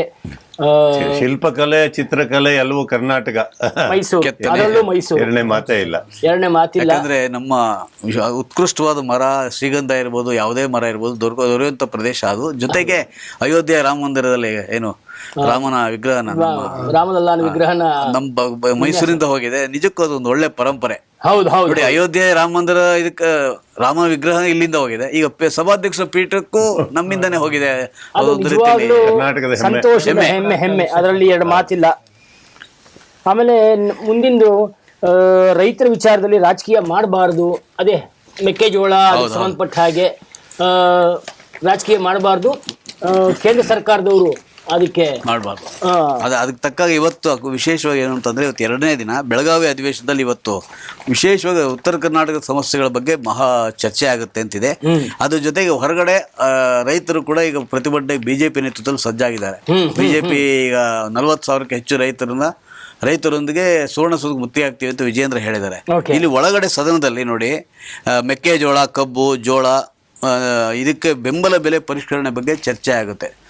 ಆಮೇಲೆ ಮಹದಾಯಿ, ತುಂಗಭದ್ರಾ, ಕೃಷ್ಣಾ ಮೇಲ್ದಂಡೆ ಯೋಜನೆ, ಆಮೇಲೆ ಉತ್ತರ ಕರ್ನಾಟಕ ಭಾಗದಲ್ಲಿ ಶಿಕ್ಷಣ ಮಟ್ಟ ಕುಸಿತ, ಮೂಲಭೂತ ಸೌಕರ್ಯಗಳ ಕೊರತೆ. ಬಹುಶಃ ಇವತ್ತು ಇಡೀ ದಿನ ಇದ್ರ ಬಗ್ಗೆನೆ ಸಾಕಷ್ಟು ಚರ್ಚೆ ಆಗುತ್ತೆ. ನನ್ನ ಪ್ರಕಾರ ಏನಂದ್ರೆ, ಚರ್ಚೆ ಗುಣಮಟ್ಟದ ಚರ್ಚೆ ಆಗಲಿ, ಹೌದು, ಸುಮ್ಮನೆ ವಾದ ಮಾಡ್ಕೊಂಡು, ಜಗಳ ಮಾಡ್ಕೊಂಡು, ಪ್ರತಿಭಟನೆ ಮಾಡ್ಕೊಂಡು ಕಲಾಪಗಳು ಅಡ್ಡಿ ಆಗೋಕ್ಕಿಂತ ಒಳ್ಳೆ ಚರ್ಚೆ ಆಗಲಿ. ಕಾಲಹರಣ ಬೇಡ, ಕನ್ಸ್ಟ್ರಕ್ಟಿವ್ ರಚನಾತ್ಮಕ ಚರ್ಚೆ ಆದರೆ ಸರ್ಕಾರಕ್ಕೂ ಒಂದು ದಿಕ್ಸೂಚಿ ಸಿಗುತ್ತೆ ಅಂತ ನನ್ನ ಖಂಡಿತವಾಗ್ಲು. ಆಮೇಲೆ ಅದೇ ಇದರಲ್ಲಿ ಅಕ್ಕಿ ಅಕ್ರಮ SIT ರಚನೆಗೆ ಪಟ್ಟು ಅಂತ ಹೇಳಿದ್ದಾರೆ. ಈ ಅನ್ನಭಾಗ್ಯ ಒಂದು ಸ್ಕೀಮಲ್ಲಿ ಸಾಕಷ್ಟು ನಾವು ಈಗ ತುಂಬಾ ಒಂದು 5-6 ದಿವಸದಲ್ಲೇ ನೋಡಿದೀವಿ ಸರ್. ಲಾರಿಗಳ ಗಟ್ಲೆ ವಂಚನೆ ಮಾಡ್ತಾ ಇರೋದು, ಲಾರಿಗಳ ಗಟ್ಲೆ ಆ ಅನ್ನಭಾಗ್ಯ ಸ್ಕೀಮಲ್ಲಿ ವಂಚನೆ ಮಾಡ್ತಾ ಇರೋದು ನಾವು ನೋಡ್ತಿದೀವಿ. ಇದನ್ನು ಅದರಲ್ಲಿ ಡಿಸ್ಕಸ್ ಮಾಡ್ತೀವಿ ಅಂತ ಹೇಳಿದ್ದಾರೆ. ನವೀನಕೇಶ ರಾಮಕೃಷ್ಣ ಅವರ ನಿಮ್ಮ ಯಾವ ಸುದ್ದಿ ನಮ್ಗೆ ಹೇಳ್ತೀರಿ? ಭಗೀರಥ ಇತ್ತೀಚೆಗೆ ನಿಧನರಾದ್ರಲ್ಲ, ಡಾಕ್ಟರ್ SL ಭೈರಪ್ಪ ಅವರು ವಿಶ್ವ ಕಂಡಂತ ಶ್ರೇಷ್ಠ ಕನ್ನಡ ಕಾದಂಬರಿಕಾರರು. ಖಂಡಿತ ಅವರಿಗೆ ಒಂದು ಸ್ಮಾರಕವನ್ನ ಸರ್ಕಾರ ರಚಿಸ್ತಾ ಇದೆ ಅನ್ನೋದು ಬಹಳ ಸಂತೋಷ ಸುದ್ದಿ. ಯಾಕೆಂದ್ರೆ ಅವರು ತಮ್ಮ ದುಡಿದಂತ ಹಣದಲ್ಲಿ, ಸಾಹಿತ್ಯದ ಮುಂದೆ ಹಣದಲ್ಲಿ ಅವ್ರ ಸುತ್ತಮುತ್ತಲ ಹಳ್ಳಿಗಳಿಗೆ ನೀರು ತಂದ್ರೆ ಅದಕ್ಕೆ ಭಗೀರಥ ಅಂತ ಅವ್ರಿಗೆ ಇತಿಹಾಸ. ಈ ಭಗೀರಥ ಅಂದಾಗ ಇನ್ನೊಂದು ಜ್ಞಾಪಕ ಬರುತ್ತೆ, ಹೇಳಲೇಬೇಕು. ನಮ್ಮ ಆನೇಕಲ್ಲಿನ ಶಾಸಕರ ಶಿವಣ್ಣವ್ರು ಕೂಡ ಅವ್ರಿಗೂ ಭಗೀರಥ ಅಂತ ಹೇಳ್ತಾರೆ. ಯಾಕೆಂದ್ರೆ ಆನೇಕಲ್ಗೆ ಕಷ್ಟ ಸಾಧ್ಯವಾದಂತ ಕೆಲಸ ಮಾಡಿ ನೀರು ತಂದಿದ್ದಾರೆ. ಆ ಭಗೀರಥ ಭೈರಪ್ಪನವರಿಗೆ ಸ್ಮಾರಕ. ಅಂತೆಯೇ ಈ ಸಾಲುಮರದ ತಿಮ್ಮಕ್ಕ ಹೆಸರಿನಲ್ಲಿ ಬೇಲೂರಿನಲ್ಲಿ ವಸ್ತು ಸಂಗ್ರಹಾಲಯ ಸ್ಥಾಪನೆ ಮಾಡಬೇಕು ಅಂತ, ಅದು ಈ ಎರಡು ಸರ್ಕಾರ ಕಡೆಯಿಂದ ಬಂದಿರತಕ್ಕಂಥ ಒಳ್ಳೆ ವಿಚಾರಗಳು. ಭೈರಪ್ಪನ ವಿಚಾರದಲ್ಲಿ ನಾನು ಇನ್ನೊಂದು ಸೇರಿಸ್ತೀನಿ. ಅವ್ರಿಗೆ ಭಗೀರಥ ಅಂತ ಬರ್ಲಿಕ್ಕೆ ಕಾರಣ ಅವ್ರ ಊರು ಸಿರವಾರ. ಆ ಸಿರವಾರ ಮೂಲಭೂತ ಸೌಲಭ್ಯ ಇಲ್ಲ, ನೀರಿನ ಕೊರತೆ ಇಲ್ಲ, ತುಂಬಾ ಗ್ರಾಮಸ್ಥರು ಪರದಾಡ್ತಿದ್ರು. ಬಸವರಾಜ ಬೊಮ್ಮಾಯಿಯವರು ಮುಖ್ಯಮಂತ್ರಿ ಆಗಿದ್ದಾಗ ತುಂಬಾ ನಮ್ಮ ಹಿರಿಯ ಪತ್ರಕರ್ತರು, ಈಗ ವಿಶ್ವವಾಣಿ ಸಂಪಾದಕರು ವಿಶ್ವೇಶ್ವರ ಭಟ್ರ ಮುಖಾಂತರ SL ಭೈರಪ್ಪನವರು ಬಹಳ ಪ್ರಯತ್ನ ಮಾಡಿ ಯಾವ ಮಟ್ಟಕ್ಕಾಯ್ತು ಅಂದ್ರೆ, ಕಳೆದ ವರ್ಷ ಅದು ಈ ಸರ್ಕಾರದಲ್ಲಿ ಅದು ಆ ಯೋಜನೆ ಉದ್ಘಾಟನೆ ಆಯ್ತು. ಸ್ವತಃ SL ಭೈರಪ್ಪನವರು ಆ ಊರಿಗೆ ಭೇಟಿ ಕೊಟ್ಟಿದ್ರು. ಯೋಜನೆ ಅವರೇ ಉದ್ಘಾಟಿಸಿದ್ರು. ಇದರಿಂದ ಅವ್ರಿಗೆ ತಮ್ಮ ಊರಿಗೆ ಕುಡಿಯೋ ನೀರು ತಂದ್ಕೊಟ್ನಲ್ಲ ತನ್ನ ಅಂದ್ರೆ ಅದೇ ಸಾರ್ಥಕತೆ. ಬಹುಶಃ ಅವರು ಈಗ ಇಲ್ಲದೆ ಇರ್ಬೋದು, ಆದರೆ ಅವ್ರ ಹೆಸರು ಆ ಹಳ್ಳಿಯಲ್ಲಿ ಅಜರಾಮರ. ಯಾಕಂದ್ರೆ ಹುಟ್ಟೂರಿಗೆ ಸೇವೆ ಸಲ್ಲಿಸೋದಿದೆಯಲ್ಲ, ಎಷ್ಟೋ ಜನ ತಾವು ಮೇಲೆ ಬಂದ ತಕ್ಷಣ ತಮ್ಮ ಹುಟ್ಟೂರಿರ್ಲಿ ಎಲ್ಲನೂ ಮರೆತು ಬಿಡ್ತಾರೆ. ಆದ್ರೆ ಹುಟ್ಟೂರಿನ ಸಮಸ್ಯೆ ಅವ್ರಿಗೆ ಗೊತ್ತಿತ್ತು. ಅಲ್ಲಿ ನೀರಿನ ಇದು ಸೌಲಭ್ಯ ಇಲ್ಲ, ಕೆರೆ ಸರಿಯಾಗಿಲ್ಲ, ಏನಾದ್ರು ಒಂದು ಸೌಲಭ್ಯ ನೀರಿನ ವ್ಯವಸ್ಥೆ ಆಗಬೇಕು ಗ್ರಾಮಸ್ಥರಿಗೆ ಅಂತ. ಈಗ ನೋಡಿ, ಜೀವನ ಪರ್ಯಂತ ಗ್ರಾಮಸ್ಥರು ಭೈರಪ್ಪನವ್ರನ್ನ ಹೆಸರು ಹೇಳ್ಕೊಳ್ತಾರೆ. ಖಂಡಿತ. ಹೇಗೆ ಮಂಡ್ಯ ಜಿಲ್ಲೆಯಲ್ಲಿ, ಹೇಗೆ ಮಂಡ್ಯ ಜಿಲ್ಲೆಯಲ್ಲಿ ಮೈಸೂರಲ್ಲಿ ಮಹಾರಾಜರು ವಿಶ್ವೇಶ್ವರಯ್ಯನವರು, ಮಂಡ್ಯ ಜಿಲ್ಲೆಯಲ್ಲಂತೂ ವಿಶ್ವೇಶ್ವರಯ್ಯನ ಹೆಸರು ಹೇಳ್ತಾರೆ. ಯಾಕಂದ್ರೆ ಮನೆಗಳಲ್ಲಿ ರಾಜರ ಭಾವಚಿತ್ರಗಳಿದೆ. ಹೀಗಾಗಿ ಶಂಕರಲಿಂಗೇಗೌಡರು, ಹೀಗಾಗಿ ಇದು ಕೆಲವು ಭೈರಪ್ಪನವರ ಕೊಡುಗೆ ತುಂಬಾ ಅವರು ಶ್ಲಾಘನೀಯ. ಮತ್ತೆ ಅದು ಯಾವತ್ತೂ ಅಳಿಸೋಗದೆ ಇರೋದು ಒಂದು ಕೇವಲ ಸಾಹಿತ್ಯ ಅಷ್ಟೇ. ಖಂಡಿತ ಅದರ ಬಗ್ಗೆ ಎರಡು ಮಾತಿಲ್ಲ. ಹಾಗೆ ಸಾಲ್ಮರದ ತಿಮ್ಮಕ್ಕನಿಗೂ ಒಂದು ಪ್ರತಿಮೆಯನ್ನ ಮಾತೆ ಹೌದು ಬಹಳ ಅದು ಅವ್ರ ಸಾಧನೆ ದೊಡ್ಡದು. ಸಾಲುಮರದ ತಿಮ್ಮಕ್ಕ ಅದು ತುಂಬಾ ವಿಶೇಷವಾದ. ತಮಗೆ ಮಕ್ಕಳಿಲ್ಲ ಅಂದ ತಕ್ಷಣ ಮರಗಳನ್ನೇ ಪರಿಸರವನ್ನೇ ಮಕ್ಕಳ ಮಾಡ್ಕೊಂಡು 40 ವರ್ಷಗಳ ಹಿಂದೆ ಸಾಲುಮರದ ತಿಮ್ಮಕ್ಕ ಅವರು ಈ ರಸ್ತೆಯಲ್ಲಿ ಯಾವ ರೀತಿ ಇತ್ತು ಅಂದ್ರೆ ಅವತ್ತೊಂದು ದಟ್ಟವಾದ ಕಾಡು, ಅದು ಬಿಸಿಲು, ಜನ ಓಡಾಡೋದಕ್ಕೆ ಕಷ್ಟ. 40 ವರ್ಷಗಳ ಹಿಂದಿನ ಮಾತು. ನೆಲಮಂಗಲಲ್ಲಿ ತಾಲೂಕು ವರದಿಗಾರರಿದ್ರು. ಅವ್ರು ಒಂದು ಸಣ್ಣ ಸುದ್ದಿ ಕಳಿಸಿದ್ರು ನಮ್ಮ ಪತ್ರಿಕೆಗೆ, ಲೋಕವಾಣಿಗೆ. ಸಣ್ಣ ಸುದ್ದಿ, ಈ ಅಮ್ಮನ್ಗೆ ಅಮ್ಮ ಅತಿ ಹಿಂದುಳಿದ ವರ್ಗದವರು, ಮಕ್ಕಳಿಲ್ಲ, ಎಲ್ಲ ಟೀಕೆ ಮಾಡ್ತಾ ಇದಾರೆ ಅಮ್ಮನ ಬಗ್ಗೆ. ಈ ಅಮ್ಮನ್ ಮಕ್ಕಳಿಲ್ಲ, ಅಥವಾ ಹೋಗಿ ಏನ್ ಮಾಡ್ತಾಳೆ ಅಂತ. ಅವ್ರ ಯಜಮಾನ್ರು ಕೆರೆಯಲ್ಲಿ ಹೋಗಿ ನೀರು ತಗೊಂಬಂದು ಕೊಟ್ಟು, ಇವರು ಪ್ರತಿ ಒಂದು ದಿನಾನು ಒಂದು ರಸ್ತೆಯಲ್ಲಿ ಒಂದ್ ಕಡೆ ನೀರ್ ಹಾಕೊಂಬರೋದು, ಮುಂದಿನ ದಿನ ಇನ್ನೊಂದು ರಸ್ತೆಗೆ ನೀರ್ ಹಾಕೊಂಬರೋದು. ಆ ತರ ಮಕ್ಕಳಿಗಿಂತ ಪ್ರೀತಿಯಿಂದ ಬೆಳೆಸಿದಾರೆ. ಅವ್ರಿಗೆ ಯಾವುದೇ ಪ್ರಶಸ್ತಿ, ಭಾರತ ರತ್ನ ಯಾವುದು ಕಡಿಮೆ. ಸಾಲುಮರದ ತಿಮ್ಮಕ್ಕ ಅಂದ್ರೆ ನನಗೆ ಪ್ರೌಢಶಾಲೆಯಲ್ಲಿ ನಾವು ಓದಿದ್ದು ಸರ್, ಅಶೋಕ ಚಕ್ರವರ್ತಿ ಸಾಲು ಮರಗಳನ್ನು ನಡೆಸಿದ ಅಂತ. ಅದ ನಂತರ ನಮ್ಮ ಸಾಲುಮರದ ತಿಮ್ಮಕ್ಕ ಅಂತ. ಅವಿದ್ಯಾವತ್ತೆ ಆದ್ರೂ ಆಯಾ ಮಹಿಳೆ ನಮ್ಮ ದೇಶಕ್ಕೆ ಕೊಡುಗೆ ಕೊಟ್ಟಿರೋದು ಒಂದು ರೀತಿ ಶಾಶ್ವತವಾಗಿ ಉಳ್ಕೊಂಡು. ಸಾಲುಮರದ ತಿಮ್ಮಕ್ಕ ಬರೀ ನಮ್ಮ ಕರ್ನಾಟಕ ಅಷ್ಟೇ ಅಲ್ಲ, ಬೇರೆ ಬೇರೆ ರಾಜ್ಯ, ವಿಶ್ವದಲ್ಲಿ ಎಲ್ಲ ಕಡೆ. ನನಗೆ ಈಗೊಂದು ತಮಿಳಿನಲ್ಲಿ ವಿವೇಕ್ ಅಂತ ಒಬ್ಬ ಹಿರಿಯ ಈಗ ಒಂದು 4-5 ವರ್ಷದಿಂದ ಒಂದು ಕಾರ್ಯಕ್ರಮ ಆಯ್ತು, ಸಾಂಸ್ಕೃತಿಕ ಕಾರ್ಯಕ್ರಮ. ಅಲ್ಲಿ ಸಾಲುಮರದ ತಿಮ್ಮಕ್ಕನ ಹೆಸರು ಬಂತು. ಸಾಲುಮರದ ತಿಮ್ಮಕ್ಕನ ಬಗ್ಗೆ ಆತ ಒಂದು ನಿರರ್ಗಳವಾಗಿ 2 ನಿಮಿಷ ಅವ್ರ ಬಗ್ಗೆ ಅಂದ್ರೆ ಎಷ್ಟು ಓದ್ಕೊಂಡಿದ್ದಾರೆ, ತಿಳ್ಕೊಂಡಿದ್ದಾರೆ. ಸಾಲುಮರದ ತಿಮ್ಮಕ್ಕ ಹೇಗೆ ಮರಗಳನ್ನ ಬೆಳೆಸಿದ್ರು, ಹೇಗೆ ಪರಿಸರ ರಕ್ಷಿಸಿದ್ರು, ತಮ್ಮ ಪರಿಸರ ಪ್ರೇಮ ಹೇಗೆ ಮೆರೆದ್ರು. ಒಬ್ಬ ವಿವೇಕ ನಟನಾದಂತ ಒಬ್ಬ ವ್ಯಕ್ತಿ. ನಾನು ಅದರ ಒಂದು ವಿಡಿಯೋಸ್ ನೋಡಿದೀನಿ, ತುಂಬಾ ಚೆನ್ನಾಗಿ ಗುಣಗಾನ ಮಾಡಿದ್ದಾರೆ. ಆಮೇಲೆ ನಿಜ ಅರ್ಥದಲ್ಲಿ ಅವ್ರಿಗೆ ಗೌರವವನ್ನ ಕೊಟ್ಟಿದ್ದಾರೆ ಅನ್ನೋದು ನನ್ನ ಭಾವನೆ ಕೂಡ. ಇನ್ನೊಂದು ಕನ್ನಡಪ್ರಭದಲ್ಲಿ ಒಂದು ಡ್ರಗ್ಸ್ ಬಗ್ಗೆ ಅಭಿಯಾನ ಮಾಡಿದ್ರಂತೆ. ಕನ್ನಡಪ್ರಭ ಡ್ರಗ್ಸ್ ಅಭಿಯಾನ ವಿಧಾನ ಪರಿಷತ್ನಲ್ಲಿ ಪ್ರತಿಧ್ವನಿ. ಕರ್ನಾಡು ಡ್ರಗ್ಸ್ ಬೀಡು ವರದಿ ಓದಿದ MLC. ಕಟ್ಟುನಿಟ್ಟಿನ ಕ್ರಮಕ್ಕೆ ಕಾಂಗ್ರೆಸ್ ಜಗದೇವ್ ಗುತ್ತೇದಾರ್ ಆಗ್ರಹ. ಇದನ್ನ HDK ಅವರು ಹೇಳಿದ್ದಾರೆ, ಕರ್ನಾಡು ಡ್ರಗ್ಸ್ ಬೀಡು ಅಂತ. ಇದ್ರ ಬಗ್ಗೆ ಏನೇನು ಕ್ರಮ ಕೈಗೊಳ್ತಾರೆ ಅನ್ನೋದು ಗೊತ್ತಿಲ್ಲ. ಆಮೇಲೆ ಇನ್ನೊಂದು ವಿಷಯ ನಾನು ಓದಿದೆ, HD ಕುಮಾರಸ್ವಾಮಿ ಅವರು ಪಠ್ಯ ಪುಸ್ತಕಗಳಲ್ಲಿ ಭಗವದ್ಗೀತೆಯನ್ನು ಸೇರಿಸಬೇಕು ಅನ್ನೋ ವಿಚಾರಕ್ಕೆ ಶಶಿ ತರೂರ್ ಅವರು ಕೂಡ ಅದಕ್ಕೆ ಪೂರಕವಾಗಿ ಮಾತಾಡಿದ್ದಾರೆ. ಹೌದು, ಭಗವದ್ಗೀತೆಯನ್ನು ಪಠ್ಯ ಪುಸ್ತಕಗಳಲ್ಲಿ ಸೇರಿಸಿದ್ರೆ ಒಳ್ಳೆ ವಿಚಾರಗಳಿರ್ತದೆ, ಅದರಿಂದ ಒಳ್ಳೇದಾಗ್ತದೆ ಅಂತ ಹೇಳಿದ್ದಾರೆ. ಈ ಭಗವದ್ಗೀತೆ ಅಂದ ತಕ್ಷಣ ನಾನು ಈ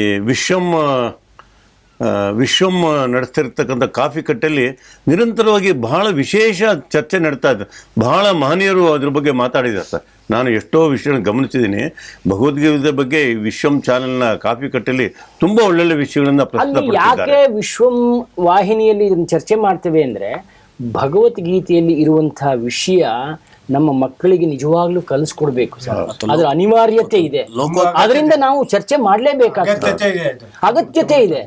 ಅದ್ರಲ್ಲೇನು ಕೆಟ್ಟದೇನಾದ್ರು ಹೇಳಿದಾರ ಕೃಷ್ಣ ಅಥವಾ ಇನ್ನೇನಾದ್ರು ಹೇಳಿದಾರೆ? ವಿಷಯಗಳು, ಲೋಕ ಕಲ್ಯಾಣ. ಆಮೇಲೆ ನಮ್ಮ ಇವತ್ತಿನ ಪೀಳಿಗೆಯ ಮಕ್ಕಳಿಗೆ ಭಗವದ್ಗೀತೆ ಬಗ್ಗೆ ಮತ್ತೆ ಅದರಲ್ಲಿರುವಂತಹ ಸಾರದ ಬಗ್ಗೆ ಖಂಡಿತವಾಗ್ಲೂ ಗೊತ್ತಾಗಬೇಕು, ಅದರ ಬಗ್ಗೆ ತಿಳ್ಕೊಳ್ಬೇಕು ಅನ್ನೋ ವಿಷಯದಲ್ಲಿ ಇದನ್ನು ಸೇರಿಸ್ಲಿಕ್ಕೆ ಹೋಗ್ತಿದ್ದಾರೆ. ತುಂಬಾ ಒಳ್ಳೆ ವಿಷಯ. ಕಳೆದ 18 ತಿಂಗಳಲ್ಲಿ 10 ಲಕ್ಷ ಇಂಡಿಗೋ ಟಿಕೆಟ್ಗಳ ರದ್ದತಿ ಆಯಿತು ಅಂತ. ಎಷ್ಟು ದೊಡ್ಡ ಲಾಸು. ಹಾಗೆ ಇತ್ತೀಚೆಗೆ ಅದು ಕಡಿಮೆ ಆಗ್ತಿದೆ, ಮತ್ತಷ್ಟು ವಿಮಾನಗಳು ಹಾರಾಟವನ್ನು ನಡೆಸಿವೆ, ಆದರೆ ಸಾಕಷ್ಟು ಲಾಸನ್ನು ಅನುಭವಿಸಿದ್ದಾರೆ. ಇದ್ರ ಬಗ್ಗೆ ನೀವು ಏನು ಹೇಳ್ತೀರಾ ಇಂಡಿಗೋ ಬಗ್ಗೆ? ನೋಡಿ, ಈಗ ಒಂದು ವಾರದಿಂದ ಈ ಸಮಸ್ಯೆ ಇದೆ ದೇಶಾದ್ಯಂತ. ವಿಶೇಷವಾಗಿ ಇಂಡಿಗೋ ವಿಮಾನಗಳು ಏನಂದ್ರೆ ಪೈಲಟ್ಗಳ ಇದಕ್ಕೆ ಲಭ್ಯ ಇಲ್ಲ, ಇದ್ದಕ್ಕಿದ್ದಾಗೆ ರದ್ದಾಗೋದು. ಎಷ್ಟೋ ಸರಿ ನಿನ್ನೆ ಒಂದು ಆತಂಕಕಾರಿ ಒಂದು ಸಂಗತಿ ಏನಂತಂದ್ರೆ, ಎಷ್ಟೋ ಜನ ಈಗ ಮುಂಬೈ ದೆಹಲಿಗೆ ಹೋಗಿ ಬೆಂಗಳೂರಿಂದ ಅಲ್ಲಿಂದ ವಿದೇಶಕ್ಕೆ ಹೋಗುವಂತ ವಿದೇಶಗಳಿಗೆ ಹೋಗುವಂತ ಫ್ಲೈಟ್ ಹಿಡಿಬೇಕಾಗಿತ್ತು, ಅದು ರದ್ದಾಗಿದೆ. ಎಷ್ಟೋ ಜನಕ್ಕೆ ವೀಸಾ ಸಂದರ್ಶನ ಇದೆ, ಅದು ರದ್ದಾಗಿದೆ. ಆಮೇಲೆ ಎಷ್ಟೋ ಜನ ಬೇರೆ ಅವರ ಆರ್ಥಿಕ ಹಣಕಾಸು ವಿಚಾರಗಳಲ್ಲಿ ಕಂಪನಿಗಳಲ್ಲಿ ಬೇರೆ ಬೇರೆ ಕಮಿಟ್ಮೆಂಟ್, ಭಾಷಣ, ಸಭೆ ಎಲ್ಲ ಪಾಲ್ಗೊಳ್ಬೇಕಾಗತ್ತೆ, ಎಲ್ಲವೂ ರದ್ದಾಗಿದೆ. ಯಾವ ಮಟ್ಟಿಗೆ ತೊಂದರೆ ಆಗಿದೆ ಅಂದ್ರೆ ಅದು ಇರ್ರಿಪೇರಬಲ್, ಮಾಡ್ಕೊಳಿಕ್ ಆಗ್ತಿಲ್ಲ ಅಂತ. ನಿನ್ನೆ ಇನ್ನೊಂದು ಹೊಸ ಬಹಿರಂಗ ಆಗಿರೋದು ಏನಂತಂದ್ರೆ, ಈ ಎಲ್ಲಾ ಸಮಸ್ಯೆಗೆ ಅದು ಇಂಡಿಗೋ ಕಾರಣ. ಹೇಗೆ ಕಾರಣ ಅಂತ ಹೇಳಿದ್ರೆ, ಇದು ಉದ್ದೇಶಪೂರ್ವಕವಾಗಿ ಈ ತಪ್ಪು ಮಾಡಿ ತಾನು ಕೇಂದ್ರ ಸರ್ಕಾರಕ್ಕೆ ಕೇಂದ್ರ ಸರ್ಕಾರ ಗೂಬೆ ಕೂರಿಸ್ಬೇಕು, ಅದು ನಿನ್ನೆನೂ ಚರ್ಚೆ ಆಗಿದೆ. ಹೇಗೆ ಅಂತಂದ್ರೆ ಈಗ ಪೈಲಟ್ಗಳಿಗೆ ಒಂದು ಪ್ರಯಾಣ ಆದ ತಕ್ಷಣ 36 ಗಂಟೆಗಳ ವಿಶ್ರಾಂತಿ ಬಂದು 48 ಗಂಟೆ ಅಂತ ಆಗಬೇಕು. ಅದು ಏಕೆ ಅಂತಂದರೆ ಈಗ ನೋಡಿ, ಒಬ್ಬ ಪೈಲಟ್ಟು ಏಕಾಏಕಿ ಬಂದು ವಿಮಾನದಲ್ಲಿ ಕೂತ್ಕೊಂಡು ವಿಮಾನ ಹಾರಿಸಲ್ಲ. ನಿಜ. ಆತ ಕನಿಷ್ಠ 1 ಗಂಟೆ ಮುಂಚೆನೆ ವಿಮಾನದಲ್ಲಿ ಬಂದು ಪೈಲಟ್ ಮತ್ತೆ ಸಿಬ್ಬಂದಿ ಇರಬೇಕಾಗತ್ತೆ. ನೋಡಿ, ನಿನ್ನೆ ಇನ್ನೊಂದು ಏನು ಹೇಳಿದ್ರು ಅಂದರೆ 45 ನಿಮಿಷಗಳ ಅವಧಿಯಲ್ಲಿ ಕನಿಷ್ಠ 500 ತರ ಪರೀಕ್ಷೆಗಳು ಮಾಡಿ ಅವ್ರ ವಿಮಾನ ಸಜ್ಜು ಮಾಡ್ಬೇಕಂತೆ. ಒಂದಲ್ಲ ಎರಡಲ್ಲ 500 ರೀತಿ ಪರೀಕ್ಷೆ ಆಗ್ಬೇಕಂತೆ. ಆ ನಂತರ ವಿಮಾನ ಟೇಕ್ ಆಫ್ ಕಾರಣ ಆಗೋದು. ಸರಿ ಸರಿ. ಹೀಗಾಗಿ ಇದೊಂದು ಅವ್ರಿಗೆ ಅವರ ಮಾನಸಿಕ ಒತ್ತಡ ಆಗ್ಲಿಕ್ಕೆ ಕಾರಣ. ಎರಡನೇದು ಅವ್ರಿಗೆ ತುಂಬಾ ಸವಾಲಾಗೋದು ವಿಮಾನ ಟೇಕ್ ಆಫ್ ಮತ್ತೆ ಲ್ಯಾಂಡಿಂಗ್. ಇವೆರಡು ವಿಚಾರದಲ್ಲಿ ಹೇಳಿದ್ನಲ್ಲ, 500 ರೀತಿ ಪರೀಕ್ಷೆ ಅಂದ್ರೆ ಅದು ಬೇರೆ ತರಾವರಿ. ಹೈಡ್ರಾಲಿಕ್ ಇರ್ಬೋದು, ಬೇರೆ ಇದಿರ್ಬೋದು, ಎಷ್ಟು 500 ರೀತಿ. ನಾನು 1, 2, 10, 20 ಅನ್ಕೊಂಡಿದ್ದೆ. ನಿನ್ನೆ ಅವರು ಒಬ್ಬ ಪತ್ರಕರ್ತರು ಹೇಳಿದ್ರು 500 ರೀತಿಯ. ಆಮೇಲೆ ಇಂಡಿಗೋಗೆ ಒಂದು ವರ್ಷದ ಹಿಂದೆನೆ ಸಮಯ ಕೊಟ್ಟಿದ್ದಾರೆ. ಸಮಯ ಕೊಟ್ಟಿದ್ರು. ಇದು ಏನು ಮಾಡಬೇಕಾಗಿತ್ತು ಅಂದ್ರೆ, ಈಗ 48 ಗಂಟೆ ಪೈಲಟ್ಗೆ ವಿಶ್ರಾಂತಿ ಆದ ತಕ್ಷಣ ಇವರು ಹೆಚ್ಚುವರಿ ಪೈಲಟ್ಗಳು ನೇಮಕ ಮಾಡ್ಕೋಬೇಕಾಗಿತ್ತು. ಆಮೇಲೆ ಬೇರೆ ಕ್ರೂ ಸಿಬ್ಬಂದಿ ಏನು ತೊಂದರೆ ಇಲ್ಲ, ಪೈಲಟ್ಗಳಿಗೆ ಸಮಸ್ಯೆ. ಇವರು ಹೆಚ್ಚುವರಿ ಸಿಬ್ಬಂದಿ ನೇಮಕ ಮಾಡಿಕೊಳ್ಳದೆ ಇರೋದ್ರಲ್ಲೇ ಅಡ್ಜಸ್ಟ್ ಮಾಡ್ಲಿಕ್ಕೆ ಹೋಗಿ. ಎರಡನೇದು, ಕೇಂದ್ರ ಸರ್ಕಾರ ಆಗಲೇ ಸ್ಟ್ರಿಕ್ಟ್ ಆಕ್ಷನ್ ತಗೊಂಡಿದ್ದಿದ್ರೆ ಈ ಸಮಸ್ಯೆ ಆಗ್ತಾ ಇರ್ಲಿಲ್ಲ ಅಂತ. ಹೀಗಾಗಿ ಈಗ ರಾಮಮೋಹನ್ ರಾಯ್ಡು ನಿನ್ನೆ ಹೇಳಿದರೆ ಅದನ್ನು ನಾವು ಕಠಿಣವಾದ ಕ್ರಮ ತಗೋತೀವಿ, ತನಿಖೆ ಮುಗಿದ ಕೂಡಲೇ ಕಠಿಣವಾದ ಕ್ರಮ ತಗೊಳ್ತೀವಿ. ನಿನ್ನೆ ಆಕ್ಚುಲಿ 1800 ವಿಮಾನಗಳು ಸಂಚಾರ ಆಗಿವೆ ಅಂತೆ. ಅಂದ್ರೆ ರದ್ದಾಗಿರೋ ವಿಮಾನಗಳ ಸಂಖ್ಯೆ ದಿನೇ ದಿನೇ ಕಡಿಮೆ ಆಗ್ತಿದೆ. ಮೊನ್ನೆ 600 ಆಗಿತ್ತು, ನಿನ್ನೆ 562. ಅಂದ್ರೆ ಈಗ ಪ್ರಯಾಣಿಕರಿಗೆ ಎಲ್ಲೋ ಸಹಜ ಸ್ಥಿತಿ ಬರ್ತಾ ಇದೆ. ಇನ್ನೊಂದು ಸೋಮವಾರ ನಂತರ ಅಂತ ಹೇಳಿದ್ದಾರೆ. ಬಹುಶಃ 2-3 ದಿನದಲ್ಲಿ ಎಲ್ಲ ಸಂಪೂರ್ಣ ಸಹಜ ಸ್ಥಿತಿಗೆ ಬರುತ್ತೆ ಅಂತ DGCA ಹೇಳಿದ್ದಾರೆ. ಸರ್, ಪರೀಕ್ಷೆ ವಿಷಯ ಹೇಳಿದ್ರಲ್ಲ ವಿಮಾನಗಳದ್ದು, ನನ್ನೊಬ್ಬ ಸ್ನೇಹಿತ ಪೈಲಟ್, ಅವನು ಹೇಳ್ತಾನೆ ಈ ಪೈಲಟ್ಗಳಿಗೆ ಕಣ್ಣಿನ ಪರೀಕ್ಷೆ ಸುಮಾರು 150 ಬಗೆಯ ಕಣ್ಣಿನ ಪರೀಕ್ಷೆಗಳಾಗತ್ತಂತೆ ಒಬ್ಬ ಪೈಲಟ್ಗೆ. ಇದು ನನಗೆ ಅಚ್ಚರಿ ಮೂಡಿಸ್ತು. ಇದು ತುಂಬಾ ವಿಶೇಷ. ಇದು ಮಕ್ಕಳಿಗೆ ಗೊತ್ತಾಗಲಿ ಅನ್ನೋ ವಿಷಯ ಹೇಳ್ತಾ ಇದ್ದೀನಿ ಅಷ್ಟೇ. 150 ಬಗೆಯ ಕಣ್ಣಿನ ಪರೀಕ್ಷೆ ಒಬ್ಬ ಪೈಲಟ್ಗೆ ಮಾಡ್ತಾರಂತೆ. ಅಲ್ಲ, ಅದು ಆ ಥರದ್ದು ಏನೇನೋ ನಿಬಂಧನೆಗಳಿರುತ್ತೆ, ಏನೇನೋ ಅವ್ರಿಗೆ ಇದ್ದೇ ಇರುತ್ತೆ. ಇನ್ನೊಂದು ಸುದ್ದಿ ಏನಿದೆ ಅಂದರೆ, ಆಸ್ಟ್ರೇಲಿಯಾ ಮಕ್ಕಳಿಗೆ ಜಾಲತಾಣ ಬಳಕೆ ನಿಷೇಧ ನಾಳೆಯಿಂದ ಶುರುವಾಗ್ತಿದೆ. ಸೋಷಿಯಲ್ ಮೀಡಿಯಾಗಳು ಅಲ್ಲಿಯ ಮಕ್ಕಳಿಗೆ ತೊಂದರೆ ಆಗ್ತಿದೆ ಅಂತನೇನೋ ಅದನ್ನು ಕಡಿವಾಣ ಹಾಕ್ತಿದ್ದಾರೆ. ಮಕ್ಕಳಿಗೆ ಸೋಷಿಯಲ್ ಮೀಡಿಯಾನಲ್ಲಿ, ಅದೇ ಇನ್ಸ್ಟಾಗ್ರಾಮ್ ಸೇರಿ ಕೆಲವಕ್ಕೆ ಕಡಿವಾಣ ಹಾಕಿದ್ದಾರೆ. ಇನ್ಸ್ಟಾಗ್ರಾಮ್, ಫೇಸ್ಬುಕ್ ಇಲ್ಲ, ವಾಟ್ಸಪ್ ಇಲ್ಲ, ಫೇಸ್ಬುಕ್ ಇರುತ್ತೆ. ನಿಯಮ ಉಲ್ಲಂಘಿಸಿದ್ದೆ ಆದ್ರೆ ಆಪ್ಗೆ 288 ಕೋಟಿ ರೂಪಾಯಿ ದಂಡನ ಹಾಕ್ತಾರೆ ಅಂತ. ಇದು ಒಳ್ಳೆ ಸುದ್ದಿ ಅಲ್ವಾ? ಸರ್ಕಾರ ದೃಢವಾದ ನಿರ್ಧಾರ ತಗೊಂಡಿದೆ.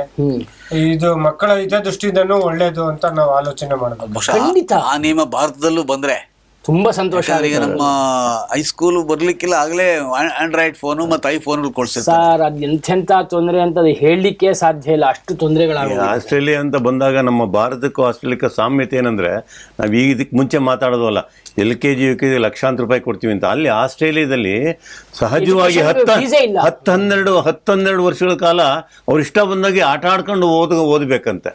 ಇದು ನಿಜವಾದ ಶಿಕ್ಷಣ ಅದೇ ಅನೌಪಚಾರಿಕವಾಗಿ ಇರ್ಬೇಕು. ಔಪಚಾರಿಕ ವಿಜ್ಞಾನ ತಂತ್ರಜ್ಞಾನದಲ್ಲಿ ತುಂಬಾ ವೇಗವಾಗಿ ಹೋಗ್ತಾ ಇದ್ವಿ. ಮಾನಸಿಕ ದೈಹಿಕವಾಗಿ ಕ್ಷೀಣಿಸ್ತಾ ಇದ್ವಿ. ಮನುಷ್ಯನ ಆಯುಷ್ಯ ಕಡಿಮೆ ಆಗ್ತಾ ಇದೆ. ಎಲ್ಲಿ ಮುಂದುವರಿತಾ ಇದೀವಿ? ಮನುಷ್ಯನ ಆಯುಷ್ ಕಡಿಮೆ ಆದ ದೇಶದ ಸಂಪತ್ತು ಕಡಿಮೆ ಆಗತ್ತಲ್ಲ. ನಿಜ. ಇದನ್ನ ಸರ್ಕಾರ ಎಲ್ಲ ಆಲೋಚನೆ ಮಾಡಿ ಆದಷ್ಟು ಬೇಗನೆ ಒಂದು ನಿರ್ಧಾರ ತಗೊಂಡ್ರೆ ಹಿತದೃಷ್ಟಿಯಿಂದ ಸೂಕ್ತ ಅಂತ ನಮ್ಮ ಅಭಿಪ್ರಾಯ ಸರ್. ಹೊಸ ಸುದ್ದಿ ಬೇರೆ ಇನ್ನೊಂದು ಬಹಳ ವಿಶೇಷವಾದ ಸರ್, ಇದು ಹೇಳಿ. ಇದು ನಮ್ಮ ಕನ್ನಡ ಭಾಷೆಯ ಸಾರ್ವಭೌಮತ್ವ ಮತ್ತು ಅದರ ಇತಿಹಾಸಕ್ಕೆ ಬಗ್ಗೆ ಬೆಳಕು ಚೆಲ್ಲುವ. ಯಾಕೆಂದ್ರೆ ಕನ್ನಡದಲ್ಲಿ ಅತಿ ಹೆಚ್ಚು ಶಾಸನಗಳಿದೆ, ಅತಿ ಹೆಚ್ಚು ವರ್ಷಗಳ ಹಿಂದಿನ ಅದಕ್ಕೆ ಇತಿಹಾಸ ಇದೆ ಕನ್ನಡ ಅನ್ನೋದಕ್ಕೆ. ಶಾಸನಗಳು ಸಾಕ್ಷಿ, ತಾಳೆಗರಿಲಿದೆ. ಅದಕ್ಕೆ ತಕ್ಕನಾಗಿ ಇವತ್ತೊಂದು ವಿಜಯ ಕರ್ನಾಟಕ ಒಂದು ಬಂದಿದೆ. ಅಮೀನಗಡ ಅಂದ್ರೆ ಬಾಗಲಕೋಟೆ ಹತ್ರ ಸಂಗಮೇಶ್ವರ ದೇವಸ್ಥಾನದಲ್ಲಿ ಇತಿಹಾಸದ ಕುರುಹು, ಚಾಲುಕ್ಯರ ಕಾಲದ ಲಾಂಛನ ಪತ್ತೆ. ಬಾಗಲಕೋಟೆ ಜಿಲ್ಲೆಯ ಅಮೀನಗಡದಲ್ಲಿ ಅಪರೂಪದ ಸಂಶೋಧನೆಯೊಂದು ನಡೆದಿದೆ. ಇಲ್ಲಿನ ಪುರಾತನ ಸಂಗಮೇಶ್ವರ ದೇವಸ್ಥಾನದಲ್ಲಿ ಚಾಲುಕ್ಯ ಅರಸರ ಲಾಂಛನ ವರಾಹ ಪತ್ತೆಯಾಗಿದ್ದು ಮತ್ತಷ್ಟು ಸಂಶೋಧನೆಗೆ ಇಂಬು ನೀಡಿದೆ. ಸರ್ಕಾರಿ ಪ್ರಾಥಮಿಕ ಶಾಲೆ ಶಿಕ್ಷಕ ಹವ್ಯಾಸಿ ಸಂಶೋಧಕ ಮಲ್ಲಿಕಾರ್ಜುನ ಸಜ್ಜನ್ನ ಅವರು ಈ ವಿಷಯನ ಬೆಳಕಿಗೆ ತಂದಿದ್ದಾರೆ. ಇದೊಂದು ಬಹಳ ಅಂತ ದೊಡ್ಡ ವಿಷಯ ಸರ್. ತುಂಬಾ ದೊಡ್ಡ ವಿಷಯ ಕನ್ನಡಕ್ಕೆ. ಅವರು ಶಿಕ್ಷಕರಾಗಿ ಅವರ ಆಲೋಚನೆ ಮತ್ತೆ ಮುಂದಿನ ದೃಷ್ಟಿ ನೋಡಿ ಆಗಿದೆ ಅಂದ್ರೆ ಅದನ್ನ ಉಳಿಸ್ಬೇಕು ಶಾಶ್ವತವಾಗಿ. ಹೌದು ಸರ್, ಅದನ್ನ ನಾವು ಅದನ್ನೇ ಕಾಪಾಡ್ಬೇಕು. ಹೌದೌದು, ಬಹಳ ತುಂಬಾ ಈ ಕನ್ನಡ ಕಟ್ಟಿಕೊಡುವಂತಲ್ಲಿ ಇದು ಬಹಳ ಹೆಚ್ಚಿನ ಮಹತ್ವ ಹೋಗ್ತಾ ಇದೆ.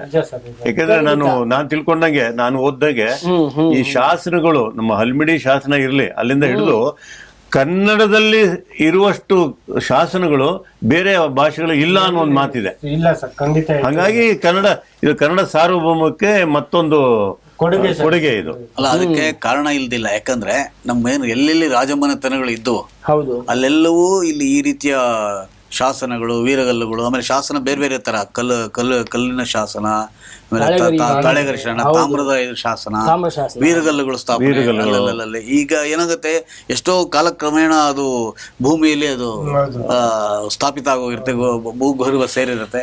ಒಂದೊಂದು ಅಲ್ಲಲ್ಲ ಈ ತರ ನಡೆದಾಗ ಎಷ್ಟೋ ನಮ್ಮ ಇಡೀ ವಿಶ್ವದ ಅತ್ಯಂತ ಪ್ರಾಚೀನ ಸಂಸ್ಕೃತಿಯೇ ಇಲ್ಲಿ ಕರ್ನಾಟಕದಲ್ಲಿ ರಾಯಚೂರು ಜಿಲ್ಲೆಯಲ್ಲಿ ಗಮನಕ್ಕೆ ಬಂದ, ಬೆಳಕಿಗೆ ಬಂದಿದೆ. ಖಂಡಿತ. ಹಾಗಾಗಿ ನಮ್ಮ ವಿಶೇಷವಾಗಿ ಇಂಥ ಎಲ್ಲ ಈ ಶಾಸನಗಳ ಇದಕ್ಕೆ ನಮ್ಮ ರಾಜರ ಕೊಡುಗೆ ಹೆಚ್ಚಿದೆ ಅಂತ ಹೇಳಿ. ಖಂಡಿತ. ಇನ್ನೊಂದು ಸುದ್ದಿಯನ್ನ ಹೇಳೋದಕ್ಕೆ ಇಷ್ಟಪಡ್ತೀನಿ. ಗ್ಯಾರಂಟಿ ಘೋಷಿಸಿ ಗೆದ್ದ ಸಿದ್ದು ವಿರುದ್ಧ ಸುಪ್ರೀಂ ಕೋರ್ಟ್ಗೆ ಅರ್ಜಿ. ಸುಪ್ರೀಂ ಕೋರ್ಟ್ಗೆ ಈ ಹಲವಾರು ಸಿದ್ದರಾಮಯ್ಯನವರು ಗ್ಯಾರಂಟಿ ಸ್ಕೀಮ್ಗಳನ್ನ ಕೊಟ್ಟು ಗೆದ್ದು ಬಿಟ್ಟಿದ್ದಾರೆ. ಅದರ ವಿರುದ್ಧ ಸುಪ್ರೀಂ ಕೋರ್ಟ್ ಅಲ್ಲಿ ಕೇಸ್ ಹಾಕಿದ್ದಾರೆ. ನೋಟಿಸ್ ಜಾರಿ ಮಾಡಿ ಅಂತ. ನೋಟಿಸ್ ಜಾರಿ ಮಾಡಿದಾರಲ್ಲ. ಸಹಜವಾಗಿ ಏನೇ ವಿಚಾರಣೆ ಆದ್ರೂ ನೋಟಿಸ್ ಕೊಡೋದು ಕೋರ್ಟಿನ ಒಂದು ಧರ್ಮ. ಏನು ಅಂತಂದ್ರೆ ಅದ್ರ ಬಗ್ಗೆ ಈಗ ಏನು ತಕರಾರು ಆಕ್ಷೇಪಣೆ ಐತಿದ್ರೆ ಅದ್ರ ಬಗ್ಗೆ ನಿಮ್ಮ ವಿವರಣೆ ಏನಿದೆ, ಅದೇನು ಇದಲ್ಲ, ಸೀರಿಯಸ್ ಅಲ್ಲ, ವಿವರಣೆ ಏನಿದೆ, ವಿವರಣೆನ ಅದು ಸರ್ಕಾರ ಕೋರ್ಟ್ ಪರಿಶೀಲಿಸುತ್ತೆ. ಆಗ ಅದು ಸಮಯೋಚಿತವಾದ ನಿರ್ಧಾರ, ಅದು ತೀರ್ಪನ್ನು ಕೊಡುತ್ತೆ. ನೋಡಿ ಸರ್, ನಾವು ಇವಾಗ ಮಾತಾಡಿದ್ವಿ ಅನ್ನಭಾಗ್ಯ ಅಕ್ರಮ 570 ಮಂದಿ ಸೆರೆ, 29,603 ಕ್ವಿಂಟಾಲ್ ಅಕ್ಕಿ ವಶ, ಅಕ್ರಮಗಳಿಗೆ ಬಳಸಿದ 314 ವಾಹನ ಜಪ್ತಿ. ಇದಿಷ್ಟು ಅಕ್ರಮಕ್ಕೆ ಸಂಬಂಧಪಟ್ಟಂಗೆ ಕೆಲಸ ನಡೆಸಿರೋದು ಪೊಲೀಸ್ನವರು. 314 ವಾಹನಗಳನ್ನ ಜಪ್ತಿ ಮಾಡಿದ್ದಾರೆ. ಇವ್ರಿಗೇನಪ್ಪ, ಯಾವುದೋ ಒಂದು ಭಾಗ್ಯ ಬಡವರ ಅನ್ನ ಕಿತ್ಕೊಳ್ತಾರಲ್ಲ, ಅದರಲ್ಲಿ ಇವರು ಕಾಸು ಮಾಡಕ್ ಹೋಗ್ತಾರಲ್ಲ ಅಂತ ಬಹಳ ಬೇಸರ ಆಗುತ್ತೆ. ಎಲ್ಲೋ ಆ ವಿಷಯಕ್ಕೆ ಸಂಬಂಧಿತ ಇಲ್ಲೊಂದು ಒಳ್ಳೆ ಒಂದು ವಿಷಯ ಇದೆ. ಹೊಸ ಸರ್ ಹೇಳಿ. ಇದು ವಿಜಯವಾಣಿ ಪತ್ರಿಕೆಯಲ್ಲಿ ಬಂದಿದೆ. ಖಾಲಿ ಹುದ್ದೆಗಳ ಭರ್ತಿ, ಪ್ರಮುಖ ಹುದ್ದೆಗಳಿಗೆ ನಿವೃತ್ತ ಸೈನಿಕರ ನೇಮಕ, ಭ್ರಷ್ಟ ಅಧಿಕಾರಿಗಳನ್ನು ಅಮಾನತು ಮಾಡುವ ಅಧಿಕಾರವನ್ನು ಕರ್ನಾಟಕ ಲೋಕಾಯುಕ್ತಕ್ಕೆ ನೀಡಬೇಕಿದೆ ಎಂದು ಉಪಲೋಕಾಯುಕ್ತ ನ್ಯಾಯಮೂರ್ತಿ KN ಪಣಿಂದ ಅವರು ಪ್ರತಿಪಾದಿಸಿದ್ದಾರೆ. ಅದು ಎಷ್ಟು ಮಟ್ಟಿಗೆ ಜಾರಿಗೊಳಿಸ್ತಾರೆ ಗೊತ್ತಾಗ. ನೋಡಿ, ಏನಾಗೈತೆ ಹಿಂದೆ ಆಕ್ಚುಲಿ ರಾಜ್ಯದಲ್ಲಿ ಭ್ರಷ್ಟಾಚಾರ, ಅಕ್ರಮಗಳ ಕಡಿವಾಣ ಹಾಕೋ ದೃಷ್ಟಿಯಿಂದ ಲೋಕಾಯುಕ್ತ ಜಾರಿಗೆ ತಂದ್ರು. ಲೋಕಾಯುಕ್ತ ಆಮೇಲೆ ಎಲ್ಲೋ ಒಂದು ಕಡೆ ಸರ್ಕಾರಿ ಮಟ್ಟದಲ್ಲಿ ಲೋಕಾಯುಕ್ತನ ನಿಷ್ಕ್ರಿಯಗೊಳಿಸುವಂತ ಕೆಲವು ನಿಷ್ಕ್ರಿಯ ಆಗೋಗಿತ್ತು. ಆನಂತರ ಮತ್ತೆ ಅದು ಕೋರ್ಟ್ ಮುಖಾಂತರ ಅದಕ್ಕೆ ಜೀವ ಕೊಟ್ಟಿದ್ದಾರೆ. ಈಗೇನಂದ್ರೆ ಲೋಕಾಯುಕ್ತರು ತನಿಖೆ ಮಾಡ್ಬೋದು, ವರದಿ ಕೊಡ್ಬೋದು, ಯಾವುದೇ ನಿರ್ಧಾರ ಕೈಗೊಳ್ಳಂಗಿಲ್ಲ ಅನ್ನೋ ಒಂದು ಎಂಬಾರ್ಗೋ ಅಂತ ಹೇಳ್ತಾರೆ, ಒಂದು ಮಿತಿ ಇದೆ. ಅದನ್ನ ಉಪಲೋಕಾಯುಕ್ತರು ಹೇಳಿರೋದು ಏನಂದ್ರೆ, ತಕ್ಷಣ ಮೇಲ್ನೋಟಕ್ಕೆ ಅಕ್ರಮ ನಡೆದ ಕಂಡು ಬಂದ್ರೆ ಅಮಾನತು ಮಾಡುವಂತ ಆದೇಶ, ಇದು ಅಧಿಕಾರ ಲೋಕಾಯುಕ್ತರು ಇರಬೇಕು ಅಂತ. ಯಾಕಂದ್ರೆ ಸರ್ಕಾರ ಕೊಡಬೇಕು. ಯಾಕೆಂದ್ರೆ ಅಧಿಕಾರಿಗಳಿಗೆ ಅಷ್ಟೇ ಸರ್ಕಾರ ಕ್ರಮ ತಗೊಳುತ್ತೆ ಅಂದ್ರೆ ಸರ್ಕಾರ ತಗೊಳ್ಳೋದಿಲ್ಲ ಅದು. ಯಾಕಂದ್ರೆ ನೀವು ಹೇಳಿದಾಗೆ, ಈಗ ನೀವು ಅನ್ನಭಾಗ್ಯ ಅಂತ ಏನ್ ಹೇಳಿದ್ವಲ್ಲ, ಅಲ್ಲಿ ಬಹುತೇಕ ಅಧಿಕಾರಿಗಳು ಶಾಮೀಲಾಗಿರ್ತಾರೆ. ಲೋಕಾಯುಕ್ತರು ದಾಳಿ ಮಾಡ್ತಾರೆ, ಸಿಕ್ಕಾಕೊಳ್ತಾರೆ. ತಕ್ಷಣ ಕ್ರಮ ತಗೊಳಕ್ಕೆಲ್ಲ ವರದಿ ಕೊಡ್ಬೇಕು. ವರದಿ ಸರ್ಕಾರ ಪರಿಶೀಲಿಸಿ ಯಾವಾಗ ನಿರ್ಧಾರ ತಗೊಳುತ್ತೆ ಅದಕ್ಕೂ ಟೈಮ್ ತಗೊಳುತ್ತೆ. ಅಷ್ಟರೊಳಗೆ ಅದು ಆ ಕೇಸಿನ ಜನ ಮರ್ತಿರ್ತಾರೆ, ಅದು ಹೇಗೋ ಡೈಲ್ಯೂಟ್ ಆಗಿರುತ್ತೆ. ಹೀಗಾಗಿ ಸಮಯದಲ್ಲಿ ಯಾವುದೇ ಒಂದು ಮೊಕದ್ದಮೆಗಳನ್ನು ಇತ್ಯರ್ಥಗೊಳಿಸಬೇಕು. ಹೀಗಾಗಿ ಒಂದು ಇತ್ತೀಚೆಗೆ ಕಾನೂನುಗಳೆಲ್ಲ ಬರ್ತಾ ಇದೆ ನ್ಯಾಯಾಲಯಗಳಲ್ಲಿ, ಇಂತಿಷ್ಟೇ ಅವಧಿಯೊಳಗೆ ಇಷ್ಟು ತೀರ್ಮಾನ ಆಗಬೇಕು, ನ್ಯಾಯ ತೀರ್ಪುಗಳಾಗಬೇಕು, ಆ ಥರದ್ದೆಲ್ಲ ಈಗೆಲ್ಲ ಅಳವಡಿಸಿದ್ದಾರೆ. ಆಗಿದೆ. ಲೋಕಾಯುಕ್ತ ಪೊಲೀಸರ ದಾಳಿಯಲ್ಲಿ ಸಾಕ್ಷ್ಯ ಸಮೇತ ಲಂಚ ತಗೊಳ್ಳೋ ಸಿಕ್ಕಿ ಬಿದ್ದಿರ್ತಾರೆ. ಅದಕ್ಕೆ ಬೇರೆ ದಾಖಲೆ ಅಗತ್ಯ ಇಲ್ಲ. ಸ್ಥಳದಲ್ಲೇ ಅಮಾನತು ಮಾಡ್ಬೇಕಂತವ್ರು ಅಮಾನತು ಮಾಡಿ ಸರ್ಕಾರಕ್ಕೆ ವರದಿ ಕೊಡಬೇಕು, ಸರ್ಕಾರ ಅದನ್ನ ಒಪ್ಕೋಬೇಕು. ಖಂಡಿತ ಈ ತರದ ಕ್ರಮಗಳನ್ನ ಜಾರಿಗೊಳಿಸಬೇಕು. ಎಂತ ಪ್ರಭಾವಿ ಅಧಿಕಾರಿ ಆಗಿರ್ಲಿ, ಯಾವುದೇ ಸ್ತರದ ಅಧಿಕಾರಿ ಆಗಿರ್ಲಿ, ಅಕ್ರಮವೇ. ನೋಡಿ, ಡ್ರಗ್ ಪೆಡ್ಲರ್ಗಳಿಗೆ ಬೆಂಗಳೂರೇ ದೊಡ್ಡ ಟಾರ್ಗೆಟ್. ಒಂದೇ ವರ್ಷದಲ್ಲಿ 162 ಕೋಟಿ ಡ್ರಗ್ಸ್ ರಾಜಧಾನಿ ಜಪ್ತಿ, ವಿಮಾನ ಅಂಚೆಯಲ್ಲೂ ಡ್ರಗ್ಸ್ ಸ್ಮಗ್ಲಿಂಗ್. ನೋಡಿ ನಮ್ಮ ಬೆಂಗಳೂರೇ ದೊಡ್ಡ ಟಾರ್ಗೆಟ್. ನನಗೆ ಆಶ್ಚರ್ಯ ಆಗೋದೇನಂದ್ರೆ ಈ ವಿಮಾನ ನಿಲ್ದಾಣಗಳಲ್ಲಿ ಮೆಟಲ್ ಡಿಟೆಕ್ಟರ್ ಅಂತ ಇರುತ್ತೆ. ಈಗ ಚಿನ್ನ ಕಳ್ಳ ಸಾಗಣೆ ಬೇರೆ ಏನಾದ್ರು ಮಾಡ್ತಾರೆ. ಈ ತರದ್ದು ಈ ಮಾದಕ ವಸ್ತು ಇದು ಸಾಗಿಸುವಂತ ಇದು ಇದ್ರಲ್ಲಿ ಗೊತ್ತಾಗಲ್ವಾ? ಯಾಕೆ ಗೊತ್ತಾಗಲ್ಲ? ತಪಾಸಣೆ ಮಾಡಲ್ವಾ ಸಮಗ್ರವಾಗಿ ಅನ್ನೋದು ನನಗೆ ಆಶ್ಚರ್ಯ ಆಗುತ್ತೆ. ಇನ್ನೊಂದು ಅಂಚೆ ಅಂತಂದ್ರೆ ವಿಶೇಷವಾಗಿ ಕೊರಿಯರ್. ಹೌದು, ಕೊರಿಯರ್ಗೆ ಲಂಗು ಲಗಾಮ್ ಇಲ್ಲ. ಯಾರೋ ಯಾವ್ದೋ ಅಡ್ರೆಸ್ ಕೊಡ್ತಾರೆ, ಅದು ಇಂಥ ಅಡ್ರೆಸ್ ಪಕ್ಕಾ ಇರ್ಬೇಕು ಅಂತಿಲ್ಲ. ಅದು ಯಾರೋ ಕಳಿಸ್ತಾರೆ, ಯಾರೋ ತಗೋತಾರೆ, ಯಾರಿಗೂ ತಲುಪುತ್ತೆ. ಅದು ಕಡಿವಾಣ ಇಲ್ಲ. ಆಮೇಲೆ ದಿನೇಶ್ ಗುಂಡೂರಾವ್ ಹೇಳಿದರೆ ಸಿಸೇರಿಯನ್ ಹೆರಿಗೆ ಹೆಚ್ಚಳ ಏಕೆ ಎಂದು ತಿಳಿಯೋದಕ್ಕೆ ಅವ್ರು ಆಡಿಟಿಂಗ್ ಏನೋ ಶುರು ಮಾಡ್ತಿದಾರಂತೆ. ಅದಕ್ಕೆ ಯಾಕೆ ಹೆಚ್ಚಿಗೆ ಆಗುತ್ತೆ ಸಿಸೇರಿಯನ್ ಮಾಡಿಸಿದ್ರೆ, ಸಿಸೇರಿಯನ್ ಆಪರೇಷನ್ ಮಾಡಿದ್ರೆ ಹೆಚ್ಚಿಗೆ ಯಾಕಾಗುತ್ತೆ? ಅದಕ್ಕೆ ಅವ್ರೇನೋ ಒಂದು ತನಿಖೆಯನ್ನ ವೈರುಧ್ಯ ಇದ್ದೇ ಇದೆ. ನಮಗೆ ವೈದ್ಯರು ಅಂತ ಬಂದಾಗ ಅವ್ರಿಗೆ ಕಣ್ಣು ಕಾಣುವ ದೇವರು ಧನ್ವಂತರಿ ಅಂತ ಒಂದು ವಾದ ಇದ್ರೆ, ಇತ್ತೀಚಿನ ಕಾಲಘಟ್ಟದಲ್ಲಿ ವೈದ್ಯರುಗಳು ಹಣ ಮಾಡ್ಲಿಕ್ಕೆ ಮಾಡ್ತಾರೆ ಅನ್ನೋ ಇನ್ನೊಂದು ಅಪವಾದವೂ ಇದೆ. ಅದಕ್ಕೆ ಸಂಬಂಧಪಟ್ಟಂಗೆ ಐ ಥಿಂಕ್ ಅವರ ನಡೆ ಒಳ್ಳೇದೇನೋ ಅಂತ ನನ್ನ ಭಾವನೆ. ಹೌದು. ಆಮೇಲೆ ಇನ್ನೊಂದು ವಿಷಯ ಹೇಳಿ. ಈಗ ಈ ಎಲ್ಲ ಕಡೆ ಈಗ ಮೆಕ್ಕೆಜೋಳ ಖರೀದಿ ಕೇಂದ್ರ ಆರಂಭ ಮಾಡಿದ್ದಾರೆ. ಆದರೆ ಒಂದು ಬೇಸರದ ಸಂಗತಿ ಅಂದ್ರೆ ಇನ್ನು ಈ ಮೆಕ್ಕೆಜೋಳ ದಾಸ್ತಾನು ಯಾರು ರೈತರು ತಂದು ಅಲ್ಲಿ ಮಾರಾಟ ಇದು ತಲುಪಿಸ್ತಾ ಇಲ್ಲ, ಕೊಡ್ತಾ ಇಲ್ಲ ಅನ್ನೋದೊಂದು. ಸರ್ಕಾರ ಒಂದು ನಿರ್ಧಾರ ತಗೊಳುತ್ತೆ, ಒಳ್ಳೆ ನಿರ್ಧಾರ, ರೈತರ ಸ್ಪಂದಿಸ್ತಾ ಇಲ್ಲ. ಇದು ಆಗ್ಬಾರ್ದು. ಯಾಕಂದ್ರೆ ಈಗ ಈ ಮಧ್ಯವರ್ತಿಗಳು ಇರ್ತಲ್ಲ ಸರ್, ಎಲ್ಲಾದ್ರಲ್ಲೂ ಮಧ್ಯವರ್ತಿಗಳು ಇರ್ತಾರೆ. ಅವ್ರು ಏನೇನೋ ಆಟಗಳು ಆಡ್ತಾ ಇರ್ತಾರೆ. ಸರ್ಕಾರ ಏನೋ ಒಂದು ಕ್ರಮ ತಗೊಂಡ್ರೆ ಅದಕ್ಕೆ ವಿರುದ್ಧವಾಗಿ ಇವ್ರದ್ದೇನೋ ಒಂದು ಚಟುವಟಿಕೆ ಇರುತ್ತೆ. ಹಾಗಾಗಿ ಅದೇ ಇಲ್ಲಿ ಪ್ರೋತ್ಸಾಹಧನ ಯೋಜನೆಯಡಿ ಮೆಕ್ಕೆಜೋಳ ಖರೀದಿ ಪ್ರಾರಂಭ ಅಂತ ಕೊಟ್ಟಿದ್ದಾರೆ. ನೀವು ಹೇಳಿದಾಗೆ ಶುರು ಮಾಡಿದ್ದಾರೆ. ರೈತರು ಯಾರು ಇದಕ್ಕೆ ಸ್ಪಂದಿಸ್ತಿಲ್ಲ. ಕೇಬಲ್ ಆಪರೇಟರ್ಗಳು ಏನಿದೆ ಶುಲ್ಕ ವಿಧಿಸ್ತಾರೆ ಜನರಿಗೆ, 150 ರೂಪಾಯಿಯನ್ನು ಕೊಡೋ ಮಿನಿಮಮ್ ಕನಿಷ್ಠ, ಅದನ್ನ ಕನಿಷ್ಠ 75ಕ್ಕೆ ಇಳಿಸ್ತೀವಿ ಅಂತ ಜಾರ್ಜ್ ಹೇಳಿದ್ದಾರೆ. ಅದೇ ನೋಡಿ, ಕೇಬಲ್ ಆಪರೇಟರ್ಗಳ ಶುಲ್ಕ 150ರಿಂದ 75ಕ್ಕೆ ಇಳಿಕೆ ಜಾರ್ಜ್. ಅದೇನಂದ್ರೆ ಕನಿಷ್ಠ ಈಗ ಅವರು ಇದೇ ಒಂದು ಮಿತಿ ಇರುತ್ತೆ. ಈಗ ಬಂಚ್ ಅಂತ ಇರುತ್ತೆ ಚಾನಲ್ಗಳು, ಉಚಿತ ಚಾನಲ್ ಮತ್ತೆ ಶುಲ್ಕ ಚಾನಲ್, ಅದನ್ನೆಲ್ಲ ಸೇರಿಸಿ ಮಿನಿಮಮ್ 150 ರೂಪಾಯಿ. ಈಗ ಕನ್ನಡ ಬೇಕಾದ್ರೆ ಕನ್ನಡ, ಆತರ ಕೆಲವು ಇನ್ನೊಂದು ಭಾಷೆ, ಆ ರೀತಿ ಈಗ ಅದೊಂದು ಈಗ ಕೇಬಲ್ ಆಪರೇಟರ್ಗಳು ಮತ್ತೆ ಇದು ಇದೆಯಲ್ಲ ಸಂಸ್ಥೆಗಳಿಂದ ಬಹಳಷ್ಟು ಸುಲಿಗೆ ಆಗ್ತಾ ಇದೆ. ಅದನ್ನ ತಡೆಯೋ ದೃಷ್ಟಿಯಿಂದ ಒಂದು ಒಳ್ಳೆ ನಿರ್ಧಾರ. ಇನ್ನೊಂದು ಮುಖ್ಯವಾದ ಸುದ್ದಿ ಬಂದಿದೆ. ಸಾಲದ ಸುಳಿಗೆ ಒಂದೇ ಕುಟುಂಬದಿಂದ 3 ಬಲಿ. ಮಗನಿಗೆ ವಿಷವಿಕ್ಕಿ ತಾಯಿ ಆತ್ಮಹತ್ಯೆ, ಮೊಮ್ಮಗನ ಸಾವಿನ ನರಳಾಟ ಕಂಡು ಅಜ್ಜಿಗೆ ಹೃದಯ ಸ್ತಂಭನ. ಕೋರಮಂಗಲದಲ್ಲಿ ಘಟನೆ. ನೋಡಿ, ಇದನ್ನೆಲ್ಲ ನಾವು ತುಂಬಾ ಸೂಕ್ಷ್ಮವಾಗಿ ಆಲೋಚನೆ ಮಾಡಬೇಕು ಸರ್. ಪ್ರತಿಯೊಬ್ಬರು ಆಲೋಚನೆ ಮಾಡಬೇಕು. ಇದು ಹಳ್ಳಿಗಳಲ್ಲ, ಬೆಂಗಳೂರು ನಗರದಲ್ಲೂ ಈ ದುಸ್ಥಿತಿ ಇದೆ. ಬೆಂಗಳೂರು ನಗರದಲ್ಲೇ ಹೆಚ್ಚಿರುತ್ತೆ ಸರ್, ಹಳ್ಳಿಗಳಲ್ಲಿ ಬೇರೆ. ಇಲ್ಲಿ ಬೆಂಗಳೂರು ನಗರಗಳಲ್ಲಿ ಇಲ್ಲಿ ಜೀವನ ನಡೆಸೋಕ್ಕೋಸ್ಕರ ಆಗಲ್ಲ, ಸಾಲ ಸೋಲ ಮಾಡ್ಕೊಂಡ್ಬಿಟ್ಟಿರ್ತಾರೆ. ಅವ್ರಿಗೆ ಬೇರೆ ದಾರಿನೇ ಕಾಣಿಸಲ್ಲ. ಒಂದು ವೀಕ್ ಮೂಮೆಂಟಲ್ಲಿ ಈ ನಿರ್ಧಾರಗಳನ್ನ ತಗೊಂಡು ಪಾಪ ಸಾಯ್ತಾರೆ. ಇದು ಮಾಯಾ ಲೋಕ ಸರ್. ಇದು ಮಾಯಾ ಲೋಕ. ಜನಗಳಿಗೆ ನೋಡೋದಕ್ಕೆ ತುಂಬಾ ಚೆನ್ನಾಗಿ ಕಾಣುತ್ತೆ, ನಿಜ ಜೀವನದಲ್ಲಿ ಬದುಕೋದು ಎಷ್ಟು ಕಷ್ಟ ಇರುತ್ತೆ. ನೋಡಿ, ಇದಕ್ಕೆ ಬಲಿಯಾಗೋರು ದೊಡ್ಡ ದೊಡ್ಡ ಕುಟುಂಬಗಳು, ನೋಡಿ ಮಧ್ಯಮ ವರ್ಗದವರ ಪರಿಸ್ಥಿತಿ ಹೇಗೆ ಅಂದ್ರೆ ಸಾಲ ಮಾಡ್ತಾರೆ, ತೀರ್ಸಕ್ಕಾಗಲ್ಲ, ಏನೋ ತೊಂದರೆ ಆಗುತ್ತೆ, ಹೊರಗಡೆ ಯಾರಿಗೂ ಹೇಳ್ಕೊಳಲ್ಲ, ಅವಮಾನ.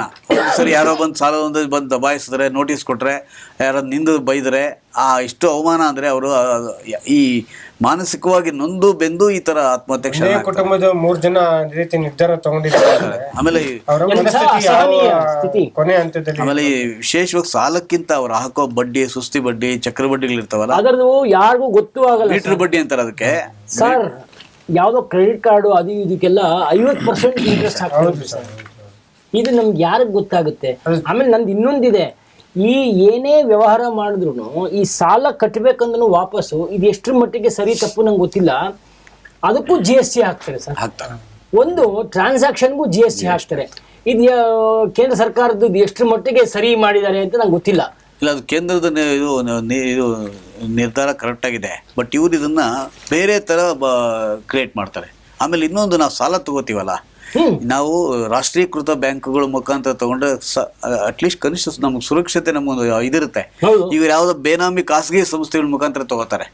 ಅವರು ಈಗ ಒಂದು ನೀವು ಕಂತು ಮರುಪಾವತಿ ಮಾಡ್ಲಿಲ್ಲ ಅಂದ ತಕ್ಷಣ ಇಮಿಡಿಯೇಟ್ಲಿ ನಿಮ್ಗೆ ಸುತ್ತಿ ಬಡ್ಡಿ ಹಾಕಿ ಮನೆ ಮುಂದೆ ಬಂದು ಬೈದು ನಿಂದಿಸಿ ವಸೂಲಿ ಮಾಡಕ್ ಬರ್ತಾರೆ. ಖಾಸಗಿ ಸಂಸ್ಥೆಗಳದ್ದು ಧಾರಾವಾಹಿ ಆಗ್ಬಿಡುತ್ತೆ.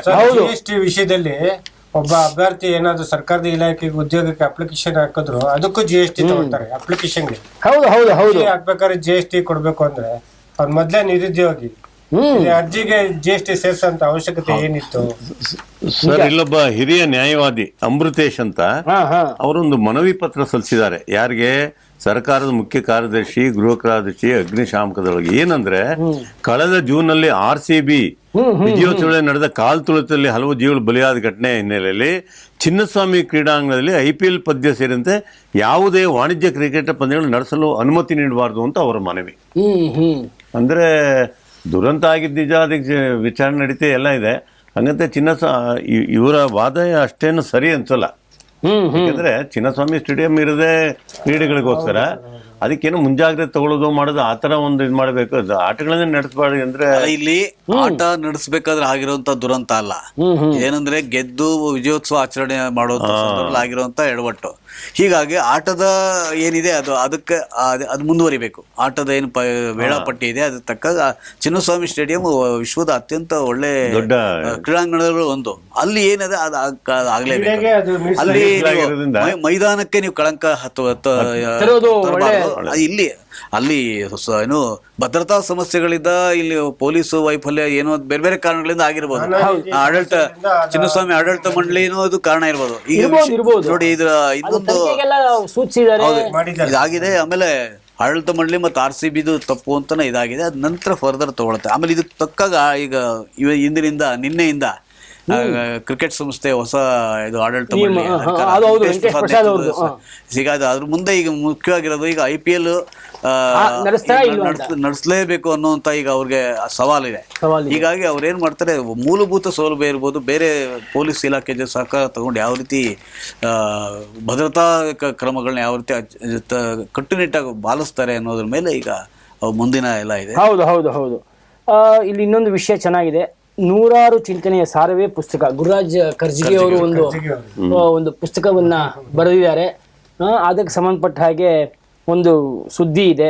ಸೊ ಅವರೇ ಹೇಳಿದ್ದಾರೆ, ಪುಸ್ತಕವೆಂದರೆ ಜ್ಞಾನದ ಘನೀಭೂತ, 100 ಚಿಂತನೆಯ ಸಾರ ಒಂದು ಪುಸ್ತಕದಿಂದ ದೊರೆಯುತ್ತದೆ ಅಂತ ಲೇಖಕ ಡಾಕ್ಟರ್ ಗುರುರಾಜ್ ಕರ್ಜಿಗೆ ಹೇಳಿದ್ದಾರೆ. ಇವತ್ತಿನ ಮಟ್ಟಿಗೆ ಎಷ್ಟು ಜನ ಪುಸ್ತಕ ಓದ್ತಾರೆ ಅನ್ನೋದು ಬಹಳ ಮುಖ್ಯ.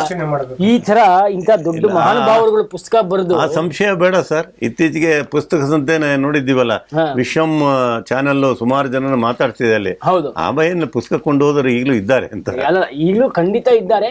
ಆಮೇಲೆ ಏನಂದ್ರೆ ಯುವ ಪೀಳಿಗೆ ಆ ಕಡೆ ಒಲವು ತೋರಿಸ್ಬೇಕು ಅಷ್ಟೇ. ಅಲ್ಲ, ಈಗ ನೀವು ನಿಮ್ಗೆ ಪೂರಕವಾಗಿ ನಾನು ಹೇಳೋದಾದ್ರೆ ಪುಸ್ತಕ ಓದೋರ ಸಂಖ್ಯೆ ಜಾಸ್ತಿ ಆಗಿದೆಯಂತೆ ಸರ್ ಇವಾಗ. ಹೌದೌದು. ಒಂದು ಅನಾಲಿಸಿಸ್ ಪ್ರಕಾರ ಪುಸ್ತಕ ಓದೋರೇನು ಕಡಿಮೆ ಆಗಿಲ್ಲ, ಪುಸ್ತಕ ಓದೋರ ಸಂಖ್ಯೆ ಜಾಸ್ತಿ ಆಗಿದೆ ಅಂತ ಹೇಳ್ತಿದ್ದಾರೆ. ಆಮೇಲೆ ಇಲ್ಲಿ ಪ್ರಕಾಶಕರು ಏನ್ ಮಾಡ್ತಾರೆ, ಯಾರೋ ಜನಪ್ರಿಯ ಲೇಖಕರು ಇರ್ತಾರೆ ಅವ್ರ ಕಡೆಯಿಂದ ಮಾತ್ರ ಬರ್ಸಿ ಹಾಕುವಂತ, ಅದರ ಬದಲು ಎಲ್ಲ ಉದಯೋನ್ಮುಖ ಲೇಖಕರಿಂದ ಇದು ಮಾಡಿ ನಂತರ ಇನ್ನೊಂದೇನಿದೆ, ಯುವ ಜನರಿಗೆ ಇಷ್ಟವಾಗುವಂತ ವಿಷಯಗಳನ್ನ ಆಯ್ಕೆ ಮಾಡ್ಕೊಂಡು ಪುಸ್ತಕ ಪ್ರಕಟಣೆ ಮಾಡೋದು ಒಳ್ಳೇದು. ನೀವು ಯಾವ್ದು ಕಾವ್ಯ ಮೀಮಾಂಸೆ ಅದು ಹಿಂದೆ ಇದೆ, ಅದು ಯುವಕರಿಗೆ ಇದಾಗಲ್ಲ. ಯುವಕರು ಈಗಿನ ತಕ್ಕಾಗೆ ತಂತ್ರಜ್ಞಾನ ಯಾವ ರೀತಿ ಡ್ರೋನ್ ಇರ್ಬೋದು, ಬೇರೆ ಬೇರೆ IT ಇರ್ಬೋದು, ಯಾವ ರೀತಿ ವಿಕಸನ ಆಗಿದೆ, ಆ ವಿಜ್ಞಾನ ಯಾವ ರೀತಿ ವಿಕಸನ ಆಗಿದೆ, ಇಂಥದ್ರ ಬಗ್ಗೆ ಹೆಚ್ಚು ಕೃತಿಗಳನ್ನ ಯುವ ಜನರಿಗೋಸ್ಕರ ನೀವು ಬೇರೆ ಸಾಹಿತ್ಯ ಅದ್ರ ಪ್ರಕಾರದೆಲ್ಲ ಮಾಡಿ ನೀವು ಯುವ ಜನರ ಗಮನದಲ್ಲೂ ಇಟ್ಕೋಬೇಕಲ್ಲ. ತರದ ಪುಸ್ತಕಗಳು ಬರ್ತಾ ಇದೆ ಇತ್ತೀಚೆಗೆ. ವೈವಿಧ್ಯಮಯವಾಗಿ ಬರಹಗಾರರಿಂದ ಪುಸ್ತಕಗಳು ಬರ್ತಾ ಇದೆ. ಖಂಡಿತ ಅದ್ರ ಬಗ್ಗೆ ಹೆಚ್ಚಿನ ಸಂಖ್ಯೆಯಲ್ಲಿ ಜನಗಳನ್ನ ತಲುಪಬೇಕದು. ಹೌದು, ಓದುಗರ ಸಂಖ್ಯೆ ಜಾಸ್ತಿ. ಯಾವ ಕ್ರಮ ಅಂತ ನಾವು ನೋಡ್ಬೇಕು. ಆಯ್ಕೆ ಆಗಿದ್ದೆ ಅವರು ಓದ್ತಾರ ಅವರು. ಇನ್ನು ನಾವು ಕೊನೆಯದಾಗಿ ಕ್ರೀಡೆಗೆ ಸಂಬಂಧಪಟ್ಟ ಹಾಗೆ ನೋಡೋದಾದ್ರೆ ವಿಶ್ವಕಪ್ 2020ಗೆ ಭಾರತ ಈಗಲಿಂದನೇ ಸಜ್ಜಾಗ್ತಿದೆ. ಅಂದ್ರೆ ಈ ಸೀರೀಸ್ ನಡೀತಾ ಇದೆಯಲ್ಲ, ಸೌತ್ ಆಫ್ರಿಕಾ ಸೀರೀಸ್ ನಡೀತಾ ಇದೆಯಲ್ಲ, 2020 ಸೀರೀಸ್ ನಡೆಯಕ್ಕೆ ಶುರು ಆಗ್ತಿದೆ. ಸೊ ಅದಕ್ಕೆ ಮುಂದಿನ ವರ್ಷದ ವರ್ಲ್ಡ್ ಕಪ್ಗೆ ಈಗಲಿಂದನೇ ಸಜ್ಜಾಗ್ತಿದೆ ಅಂತ ಹೇಳ್ತಾರೆ. ಅದು ಅಭ್ಯಾಸವನ್ನ ನಡೆಸಿದೆ ಅಂತ. ಆಮೇಲೆ ಇನ್ನೊಂದು ICCಗೆ ಒಂದು ಆಘಾತ ನಡೆದಿದೆ. ಪ್ರಸಾರದ ಹಕ್ಕನ್ನು ತ್ಯಜಿಸೋಕೆ ಮುಂದಾದ ಹಾಟ್ಸ್ಟಾರ್, ಹಾ ಹಾ ಜಿಯೋ ಹಾಟ್ಸ್ಟಾರ್ ಅವರು, Jio Hotstar Jio Hotstar channel ಸರಿಯಾದ ವರಮಾನ ಬರ್ತಾ ಇಲ್ಲ. ಹೌದು ಹೌದು ಹೌದು ಹೌದು. ಆಮೇಲೆ 27,000 ಕೋಟಿ ಒಪ್ಪಂದ 2 ವರ್ಷಗಳಲ್ಲಿ ಮೊದಲೇ ಅಂತ್ಯವಾಗುತ್ತಾ ಅಂತ ನಂದು ಕಾದು ನೋಡ್ಬೇಕಿದೆ. ಅದೇನಂದ್ರೆ ವಿಶೇಷವಾಗಿ ರಿಲಯನ್ಸ್ ಮುಖೇಶ್ ಅಂಬಾನಿ ಹೌದು, ಜಿಯೋ ಹಾಟ್ಸ್ಟಾರ್ ಮಾಡಿದಾರಲ್ಲ, ಅವರು ಏನಂದ್ರೆ ಎಲ್ಲಾ ದೃಷ್ಟಿಯಿಂದಲೂ ಅವರು ಬಹಳ ವಿಚಾರ ಮಾಡ್ತಾರೆ. ಈಗ ಯಾರೇ ಆಗಲಿ ಲಾಭ ವರಮಾನ ಬರದ ಯಾರು ಕೂಡ ನಷ್ಟದಲ್ಲಿ ನಡ್ಸಕ್ಕಾಗಲ್ಲ. 25,760 ಕೋಟಿ ನಷ್ಟ ಅಂತ ಒಂದು ಕ್ವಶನ್ ಮಾರ್ಕ್ ಹಾಕಿದ್ರೆ ಅಷ್ಟಾಗಬಹುದು ಏನೋ ಎತ್ತ ಅಂತ. ಆಮೇಲೆ ಇದು ನಾನು ಇನ್ನೊಂದು ಹೇಳ್ದೆ T20 ಅಂತ. ಇವತ್ತು ಕಟಕ್ಕಲ್ಲಿ ಇವತ್ತಿಂದ T20 ಸರಣಿ ಮೊದಲನೇ ಪಂದ್ಯ. ಹೌದು ಹೌದು, ಕಟಕಲ್ಲಿ ವಿಶೇಷವಾಗಿ ಸೂರ್ಯಕುಮಾರ್ ನೇತೃತ್ವದಲ್ಲಿ ಈಗ ಭಾರತ ತಂಡ ದಕ್ಷಿಣ ಆಫ್ರಿಕಾನ ಎದುರಿಸುತ್ತೆ. ಅದ್ರಲ್ಲಿ ಈಗ ಗಿಲ್ಲು ಮತ್ತೆ ಹಾರ್ದಿಕ್ ವಾಪಸ್ ಆಗಿದ್ದಾರೆ. ಆದ್ರೆ ವಿಶೇಷವಾಗಿ ಸೂರ್ಯಕುಮಾರ್ ಯಾದವ್ ನಾಯಕನಾಗಿ ಅವರ ಇದನ್ನು ಸಾಧನೆ ಸ್ವಲ್ಪ ಕಳಪೆ ಫಾರ್ಮ್ ಇರೋದ್ರಿಂದ ಸ್ವಲ್ಪ ತಂಡದ ಮೇಲೆ ಅದು ಪರಿಣಾಮ ಬೀರ್ತಾ ಇದೆ ಅನ್ನೋದು ಒಂದು ಸುದ್ದಿ ಇದೆ, ಒಂದು ಇದೆ. ಅದನ್ನ ಯಾವ ರೀತಿ ಇವತ್ತು ಮೆಟ್ಟಿ ನಿಲ್ತಾರೆ ನೋಡ್ಬೇಕಾಗಿದೆ. ಇವತ್ತು ಪಂದ್ಯ ಆಗೋದು ರಾತ್ರಿ ಸಂಜೆ 7 ಗಂಟೆಗೆ ಸ್ಟಾರ್ ಸ್ಪೋರ್ಟ್ಸ್ ಮತ್ತೆ ಜಿಯೋ ಹಾಟ್ಸ್ಟಾರ್ ಇರಲ್ಲ, ಮಾಮೂಲಿ ಅದರ ನೇರ ಪ್ರಸಾರ ಇರುತ್ತೆ. ಇವತ್ತಿನ ಕಾಫಿ ಕಟ್ಟೆ ನೇರ ಪ್ರಸಾರವನ್ನ ಇಲ್ಲಿಗೆ ಮುಗಿಸುವಂಥ ಹಂತ ತಲುಪಿದ್ದೀವಿ. ಸಮಯ ಮತ್ತೆ ನಾಳೆ ಅತಿಥಿಗಳೊಂದಿಗೆ ತಮ್ಮನ್ನು ಭೇಟಿಯಾಗ್ತೀನಿ. ಈ ನೇರ ಪ್ರಸಾರವನ್ನು ಇಲ್ಲಿಗೆ ಮುಗಿಸ್ತಾ ಇದ್ದೇವೆ. ನೀವೆಲ್ಲರೂ ನೋಡ್ತಾ ಇರಿ ವಿಶ್ವಂ ವೈಚಾರಿಕ ವಾಹಿನಿಯನ್ನು. ಹಲವಾರು ವಿಭಿನ್ನ ವಿಶಿಷ್ಟ ಕಾರ್ಯಕ್ರಮಗಳನ್ನು ನಿಮಗೋಸ್ಕರ ಪ್ರಸಾರ ಮಾಡ್ತೇವೆ. ತಮ್ಮೆಲ್ಲರಿಗೂ ಶುಭವಾಗಲಿ. ಮತ್ತೊಮ್ಮೆ ನಿಮಗೆ ಶುಭ ಮುಂಜಾನೆಯನ್ನು ಹೇಳ್ತಾ ಈ ನೇರ ಪ್ರಸಾರವನ್ನು ಇಲ್ಲಿಗೆ ಮುಗಿಸ್ತಾ ಇದ್ದೇನೆ. ನಮಸ್ಕಾರ.